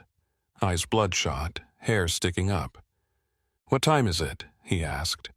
"Depends on which clock you trust." "Right." We walked to the diner attached to the truck stop and ordered breakfast. Coffee, eggs, toast. The kind of meal that anchors you in reality. While we waited, I pulled out my notes. I wrote down everything from last night. You should do the same. We need our accounts separated before we start talking to people. Aaron pulled out his phone. Still dead. I need to charge this. See if any of my recordings survived. Recordings? I was taking videos. When the lights split, when the gauges went crazy, I don't know if any of it saved. That would be huge if it did. The waitress brought our food. We ate in silence for a few minutes. Then Aaron said, "What if they don't believe us?" Then we show them the evidence, the clocks, the notes, your recordings if they're still there. And if they still don't believe us, then we post it online, make it public, let people decide for themselves. You think that's smart? I think keeping quiet about this is worse. He nodded slowly. Okay, so where do we start? There's an Air Force liaison office in Vegas. They handle civilian reports related to the test ranges. We go there first. And if they blow us off, then we go higher, FAA, NTSB, somebody. We finished eating and went back to our rooms. Aaron found a charger in his truck and plugged in his phone. While he waited for it to power up, I tried mine. Still dead. Completely unresponsive. His phone finally came on. He opened his gallery and started scrolling. His face fell. "It's gone, all of it. Every video I took last night. It's just not there." Deleted? Not deleted. Like it never existed. There's no gap in the timestamps. The last video I have is from 2 days ago. I felt a chill. Check your call log. He scrolled to it. It's there, all the calls, including the one I got right before we saw the lights split, but nothing after that until this morning. Like the events were erased, or never recorded in the first place. I pulled out my notepad. Good thing I wrote this down on paper. Yeah. We checked out of the motel and got back on the road. The drive to Vegas was quiet. No strange lights, no equipment failures. Just normal highway driving. But I kept checking my watch against the dashboard clock. The gap stayed consistent. About 90 minutes. We reached Vegas around what my watch said was 11:45 and the dashboard said 1315. We drove straight to Nellis Air Force Base and found the civilian liaison office near the main gate. A sergeant at the front desk looked up as we entered. "Help you?" "We need to report an incident," I said. "Something that happened last night on US 95. "What kind of incident?" "Unidentified lights, equipment malfunctions, loss of time." His expression didn't change. "Fill out these forms. Someone will call you if we need additional information. We need to speak to someone now. This is serious." "I'm sure it is, but the forms are required. Fill them out completely. Include dates, times, and locations. If it's determined to be relevant to base operations, you'll be contacted." "That's it? That's all you're going to do?" "Sir, I process dozens of reports every week. Lights in the sky, strange sounds, equipment failures. Most of them have conventional explanations. If yours doesn't, the appropriate office will reach out." I wanted to argue, but I could see it wouldn't help. I took the forms, sat down, and started filling them out. Aaron did the same. We wrote down everything. The lights splitting into 3. The figure in the road. The glow that followed us. The time discrepancies. All of it. When we were done, we handed them back to the sergeant. He stamped them, filed them in a tray, and gave us each a copy. "That's it?" Aaron asked. "That's it? You'll be contacted if necessary." We walked out. The sun was bright. The air was warm. Everything felt normal, except my watch was still 90 minutes behind the rest of the world. "That was useless," Aaron said. "Yeah." "So what now?" "I don't know. We did what we were supposed to do. We reported it. If they follow up, they follow up. And if they don't, then we live with it." We stood in the parking lot. 2 drivers who'd seen something we couldn't explain and couldn't prove. "My company's going to want a debrief," Aaron said. "I have to explain why my electrical supplies were a day late." "Same. I'm supposed to call in as soon as I get back." "What are you going to tell them?" "The truth, and let them think what they want." We shook hands. "Good luck," Aaron said. "You too." I watched him drive away. Then I got in my truck and headed back to the yard.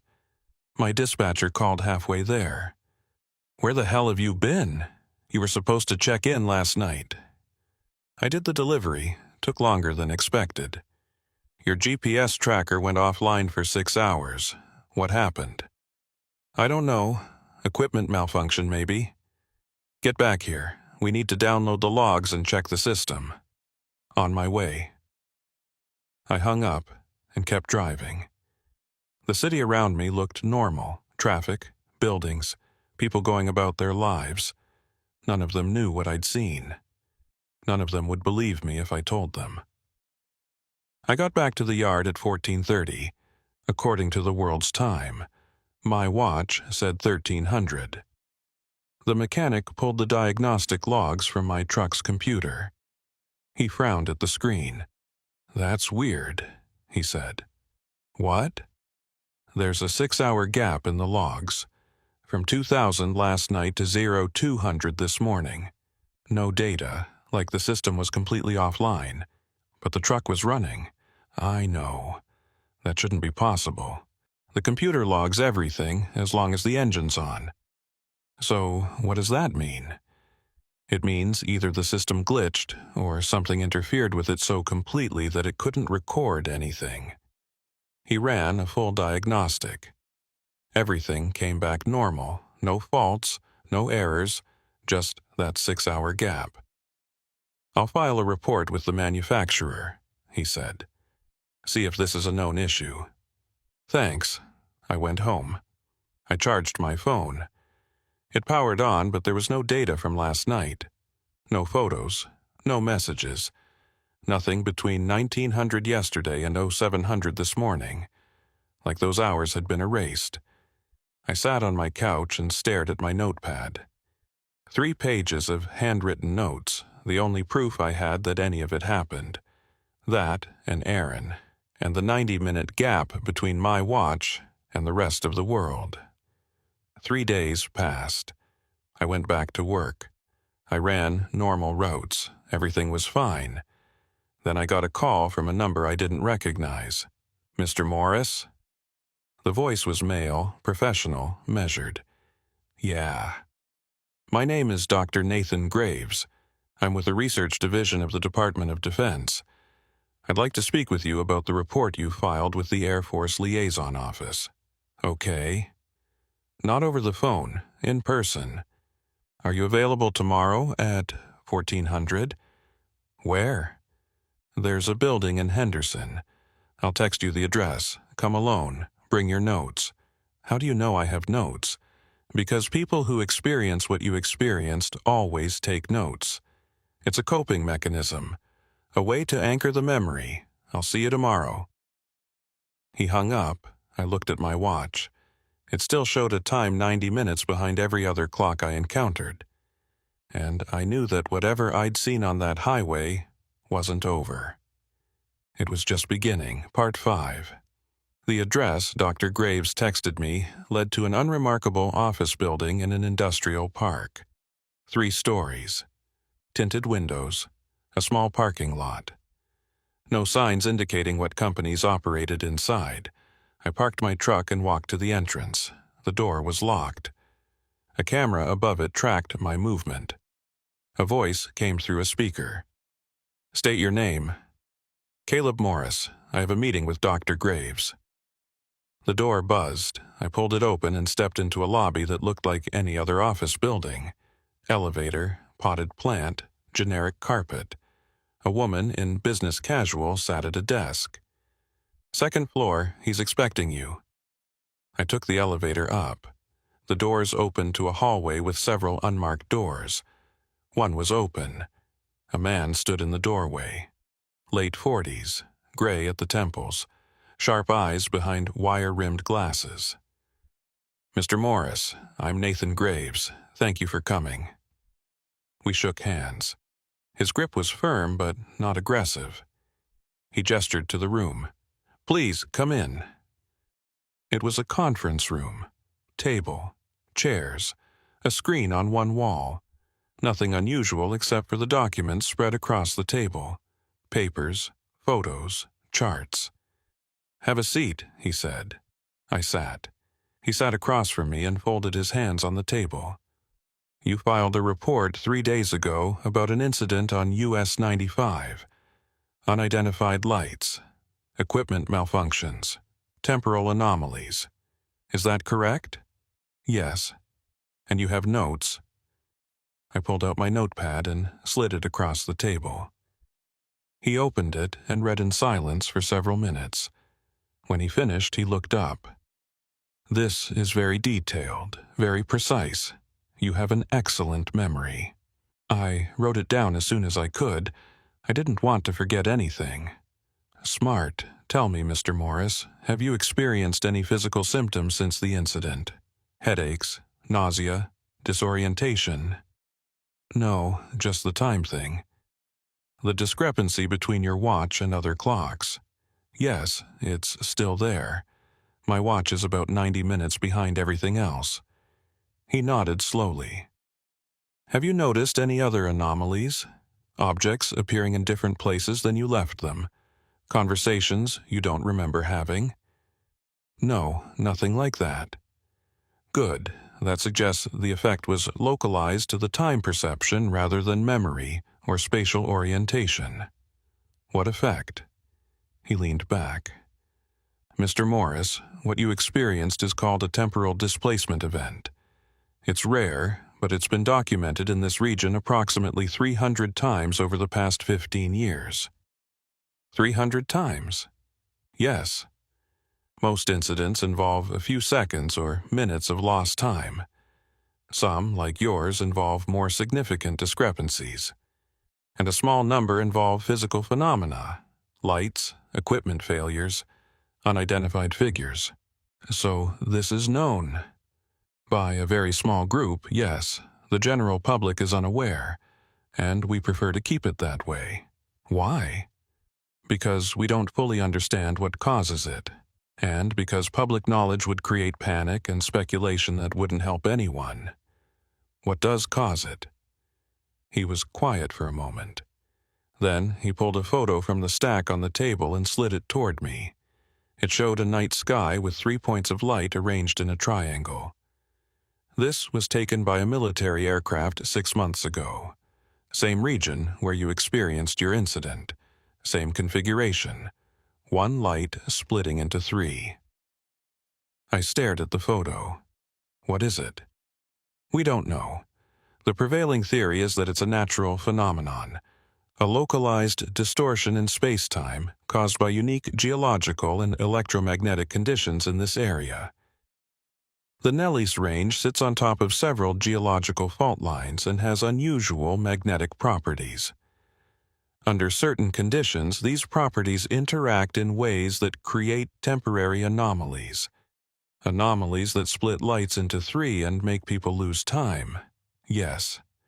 What about the figure, the thing I saw in the road? He pulled another photo. This one showed a blurry shape, tall, thin, the proportions wrong. We've documented 23 sightings of similar figures over the past decade. Always during or immediately after a temporal displacement event. Always in the same general area. What are they? Unknown. They could be hallucinations caused by the temporal distortion affecting the brain's visual processing. Or they could be something else. Something else like what? That's above my clearance level. I looked at him. You're telling me you don't know what these things are, but you're tracking them. You're documenting them, and you're keeping it secret. That's correct. Why am I here? Why did you call me? Because you're one of the few people who've experienced multiple phenomena in a single event. The lights, the figure, the equipment failures, the time discrepancy, and you have a witness. Aaron Briggs experienced some of the same things. That makes your account valuable. Valuable for what? Research, understanding. We're trying to map the patterns, predict when and where these events will occur, and determine whether they're truly natural or what? Or deliberate. The word hung in the air between us. You think something is causing this on purpose, I said. Some of my colleagues believe that. I'm more skeptical. But the data is ambiguous. The events cluster in specific locations. They occur more frequently at certain times of year. And there's evidence of intelligence behind some of the phenomena. Like the lights flashing in patterns, yes. Or figures that appear and disappear without moving, yes. I leaned back in my chair. What do you want from me? I want you to continue your work, drive your normal routes. If you experience another event, document it. Call me immediately. We'll send a team to investigate. And if I say no, then you go back to your life. But Mr. Morris, I'll be honest with you. The temporal discrepancy you're experiencing, the 90-minute gap, it may not be permanent. Some subjects report that it resolves over time, days or weeks, but others report that it persists or gets worse. Worse how? Larger gaps, more frequent disorientation. In rare cases, complete dissociation from the normal flow of time. What does that mean? It means they lose the ability to maintain temporal coherence with the rest of the world. They exist slightly out of phase. It's problematic. Can it be fixed? We're working on treatments, temporal reorientation therapy, medication to stabilize neural processing, but it's experimental. I felt a weight settle in my chest. So, I'm stuck with this. Possibly, but if you work with us, we can monitor you, provide support, ensure you don't deteriorate further. And if I don't work with you, then you're on your own. I looked at the photos on the table, the lights, the figure, the evidence of something happening that shouldn't be possible. I'll do it, I said. But I want answers, real answers. Not just, we don't know or it's classified. I'll tell you everything I'm allowed to tell you. And I'll push for higher clearance for you if you provide valuable data. Deal. He handed me a card with a phone number. Call me anytime, day or night. If something happens, don't wait. Don't try to handle it alone. What about Aaron? Are you talking to him too? We are. He's agreed to cooperate as well. I stood up. One more question. The figure in the road, is it dangerous? Dr. Graves looked at me for a long moment. We don't know. No one who's encountered one has been physically harmed. But we also don't know what they want or why they appear. So proceed with caution. I nodded and walked to the door. Before I left, I turned back. Dr. Graves, do you believe this is natural, or is something else going on? He met my eyes. I believe the universe is stranger than we give it credit for. Whether these events are natural anomalies or something more deliberate, they're real, and they're happening with increasing frequency. That's what concerns me most. I left the building and got in my truck. The sun was bright. The parking lot was normal. The world looked exactly as it should, but my watch still showed a time 90 minutes behind, and I knew I'd never see the desert the same way again. 2 weeks have passed since that meeting. I've driven US 95 4 times since then. No incidents, no lights, no figures, just normal highway driving. But every time I pass the spot where it happened, I feel something. A tension in the air, a weight on my chest, and I check my watch compulsively, still 90 minutes behind. Dr. Graves called once to check in. He said the discrepancy might stabilize, might even start to correct itself. But he couldn't promise anything. Aaron and I talk on the phone every few days. He's experiencing the same time gap. Same 90 minutes. His company thinks his truck's computer system is faulty. They've replaced it twice. The problem persists. Last week, another driver reported seeing lights on US 95. Same area, same behavior. One light splitting into 3, then merging back. Dr. Graves called me immediately, asked me to be on standby in case they needed me to return to the site. I said yes, because I need to know. I need to understand what happened to me that night, and because I think it's going to happen again. The lights are still out there.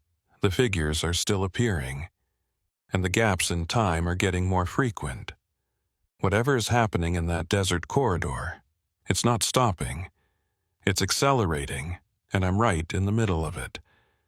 3 nights ago, I woke up at 0300, according to my watch. The clock on my nightstand said 0430. The gap had grown, not by much, just 5 minutes, but it was growing. I couldn't fall back asleep. I sat in my living room with the lights on and thought about that figure in the road, standing there, watching, and I wondered if it was still out there, waiting for me to come back. Yesterday, Dr. Graves sent me a text. High probability event predicted for tomorrow night, same corridor. Are you available? I texted back, yes. Tonight, I'm driving north, Aaron is meeting me at the truck stop in Beatty. We're going back to the site. With equipment this time. Cameras, sensors, whatever Dr. Graves is sending with his team. We're going to document it. We're going to try to understand it. And maybe, if we're lucky, we'll get answers. Or maybe we'll just get more questions. Either way, I need to know. Because the alternative, living with this time gap forever, always wondering what I saw, always feeling like part of me is still standing on that highway watching lights split in the sky, that's worse than any answer I might get. I'm leaving in an hour. The sun is setting. The desert will be dark soon. And somewhere out there, in the space between seconds, something is waiting. I'll find out what tonight. But before I go, I need to write this down, all of it. Because if something happens, if we don't come back, or if we come back different, someone needs to know what we saw, what we experienced, what we're walking into. Dr. Graves sent me a list of equipment I'll be carrying. High-speed cameras that can capture 1,000 frames per second, magnetic field detectors, radiation counters, atmospheric sensors, a modified smartwatch that logs my vitals and timestamps them against 3 different atomic clock signals. He says the watch will help us measure the time discrepancy in real time. See if it fluctuates during the event. See if we can predict when it's happening based on the gap between my perception and actual time. Aaron called me this morning. His voice was steady, but I could hear the tension underneath. "You sure about this?" he asked. "No, but I'm doing it anyway." "Same. Your time gap still growing?" "Yeah, up to 95 minutes now. Yours?" "Same. Almost exactly." That's not a coincidence. No, it's not. We talked for a few more minutes. Logistics, meeting point, emergency protocols. But underneath all of it was the unspoken question. What if we're making a mistake? What if going back to that corridor deliberately seeking out the phenomenon is the worst decision we could make? What if the time gap isn't just a side effect? What if it's a marker? A tag that identifies us to whatever's out there. I've thought about that a lot over the past 2 weeks. The way the figures moved alongside us in the glow. The way they seemed to be observing rather than threatening. The marks on our doors that appeared out of nowhere. It feels like we've been selected, chosen for something. And tonight, we're going to find out what. Dr. Graves will be there with a team. Military vehicles, communications equipment, medical personnel standing by. He says they've done this before, sent observers into predicted high-probability zones. Most of the time, nothing happens. The person waits for hours, sees nothing unusual, and goes home. But sometimes the events occur, and when they do, the data is invaluable. He showed me footage from a previous observation, a stationary camera watching a stretch of highway. For 2 hours, nothing. Then, at timestamp 214733, the image flickers just 1 frame, so fast you'd miss it if you blinked. But when he slowed it down, frame by frame, there was something in that single frame. A shape, now, thin, standing in the middle of the road. 1 frame, 1/30th of a second, and then gone. That's what we're dealing with, he said. Entities or phenomena that exist in the gaps, the spaces between moments that we don't normally perceive. And you think tonight we'll see more than 1 frame? Based on the magnetic readings and historical patterns, yes, I think tonight you'll see them clearly, for an extended period. And if you're very lucky, or very unlucky, you might interact with them. Interact how? We don't know. No one's gotten that far. But the fact that they marked your vehicles suggests they're aware of you, they're tracking you, and they might be trying to communicate. What do I do if that happens? You stay calm. You document everything. and you follow your instincts. If something feels dangerous, you get out. No data is worth your life. I appreciated that. The acknowledgement that this was risky, that I wasn't just a tool for gathering information. But the truth is, I'd go even without his permission, even without the equipment. Because I need to know. I need to understand what happened to me on that highway. And I need to know if the time gap can be fixed. Or if I'm going to spend the rest of my life slowly drifting further and further out of sync with the world around me. I packed a bag, extra clothes, water, food, a first aid kit, my notepad and 3 pens, the equipment Dr. Graves sent me, and a small photo of my daughter. She's 8, lives with her mother in California. I don't see her as often as I should. Work keeps me busy. The road keeps me moving. But if something happens tonight, I want her to know I was thinking about her. I called her an hour ago, told her I loved her. She asked when I was coming to visit. I said soon. I hope that's true. My watch says 16:47. The dashboard clock in my truck says 18:22. The gap is stable at 95 minutes now. It hasn't grown in 2 days. Dr. Graves says that might mean it's reached equilibrium, or it might mean something else is about to happen. I'm about to find out. The sun is touching the horizon. The sky is turning orange and purple. The same colors it was 2 weeks ago when this all started. I'm going to drive north, meet Aaron and Beatty, then continue to the site with Dr. Graves and his team.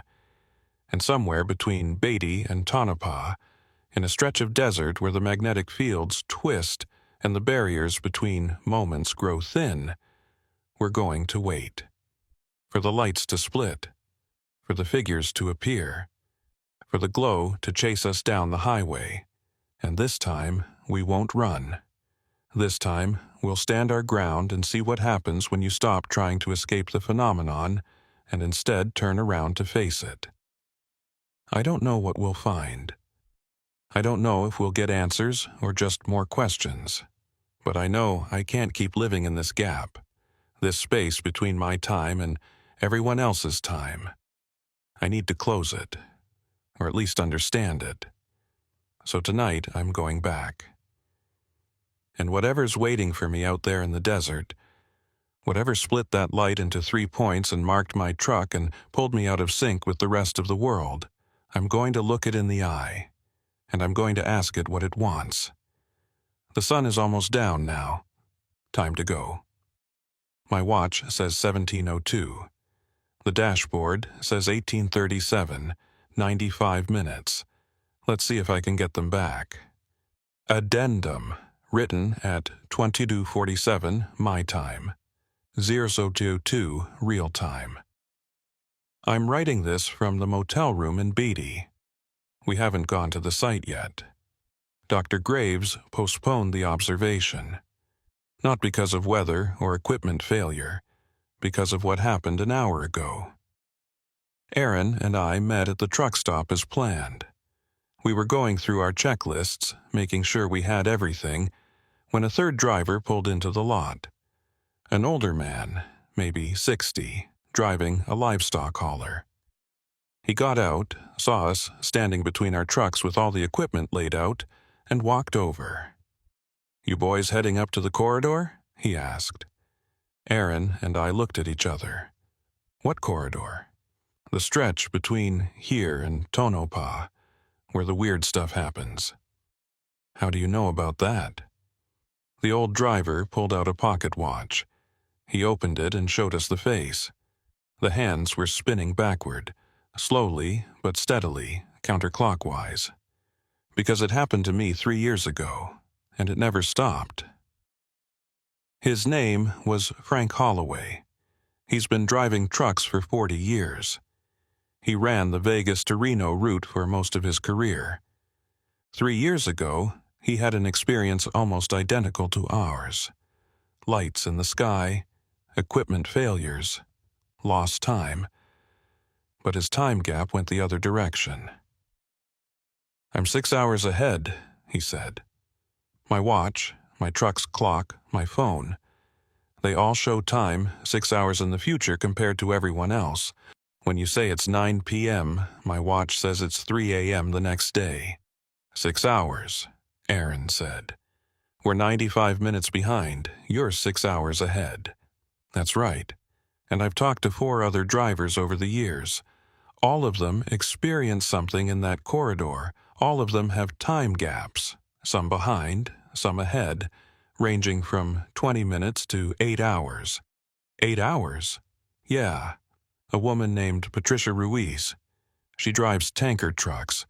Her gap is so bad, she can't work normal shifts anymore. She has to plan everything around the fact that her time doesn't match anyone else's. I felt sick. It doesn't get better? Frank shook his head. Not for any of us. Some folks say it stabilizes. Mine did at 6 hours. Hasn't changed in 2 years. But it doesn't go away, and it affects more than just clocks. What do you mean? Relationships, jobs, medical care. Everything runs on time, appointments, schedules. When your time doesn't match the world's time, you start to feel like you're living in a different reality, a parallel track. You're there, but you're not quite there. Aaron looked pale. And nobody can fix it. Not that I've found. I've been to doctors, specialists, even some government people who asked a lot of questions and gave no answers. They all say the same thing. There's nothing physically wrong with me. My brain is fine, my body is fine, but I'm temporarily displaced, living 95 minutes out of phase with consensus reality. Have you tried going back? I asked. To the site? To see if it reverses? Twice. First time, nothing happened. Just drove through like normal. Second time, he paused. Second time, I saw them. The figures? Yeah, 3 of them. Standing by the road, watching me pass, and when I checked my watch after, the gap had grown. From 5 hours and 40 minutes to 6 hours exactly, like they adjusted it. Why? I don't know. But I got the feeling they were calibrating something, fine-tuning, like I'm part of an experiment I never agreed to. We stood there in the parking lot, 3 drivers with broken clocks, and I realized something. This wasn't rare. This wasn't isolated. There were others, maybe dozens, maybe hundreds. All of us scattered across the highways living in slightly different timelines, unable to prove what happened to us because time is invisible, and gaps are impossible to measure without reference points. And nobody was talking about it, because who would believe us? Frank gave us his number. If you go through with this observation tonight, call me after. Let me know what you find, and if you figure out how to fix it, I'd appreciate the information. We will.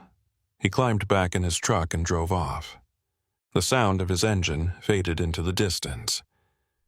Aaron looked at me. 6 hours. 8 hours. What if it keeps growing? What if there's no limit? Then we need to find answers before it gets worse. Dr. Graves called 10 minutes later. He'd heard about Frank. Apparently, his team had been tracking him for years. They wanted to interview all 3 of us before proceeding with the observation. So, now we're waiting. The interview is scheduled for 0100, real time. My watch says 23:19. I can see Aaron's truck from my window. The lights are on in his room. He's probably writing in his logbook like I am, documenting everything, creating a paper trail that can't be erased or explained away. The magnetic readings are still climbing. Dr. Graves says the probability window is narrowing. If we're going to observe an event, it has to be tonight, maybe in the next 6 hours. After that, the pattern suggests a lull for several weeks. 6 hours. That's how far ahead Frank is living. I wonder if that's a coincidence. I wonder if the corridor is sorting us, pushing some forward, pulling others back, creating a spectrum of temporal displacement. And I wonder what happens when the gaps get too large. When someone is so far out of phase that they can't interact with normal reality anymore. Do they disappear, fade away, or do they keep existing in their own private timeline, forever separated from everyone else? I don't want to find out, but I'm afraid I'm going to. My watch says 23:23. The room clock says 0058. 95 minutes. Still stable. Still waiting. In 3 minutes, De Graves will call, and we'll decide if we're really doing this, if we're really going back out there to face whatever split the sky into 3 points and marked our trucks and pulled us out of sync with the world. I look at the photo of my daughter again. She's smiling, gap-toothed, happy, living in a timeline where her father's watch tells the right time. I want to get back to that timeline, back to her, back to normal. So yes, I'm doing this. Whatever comes next, I'm ready.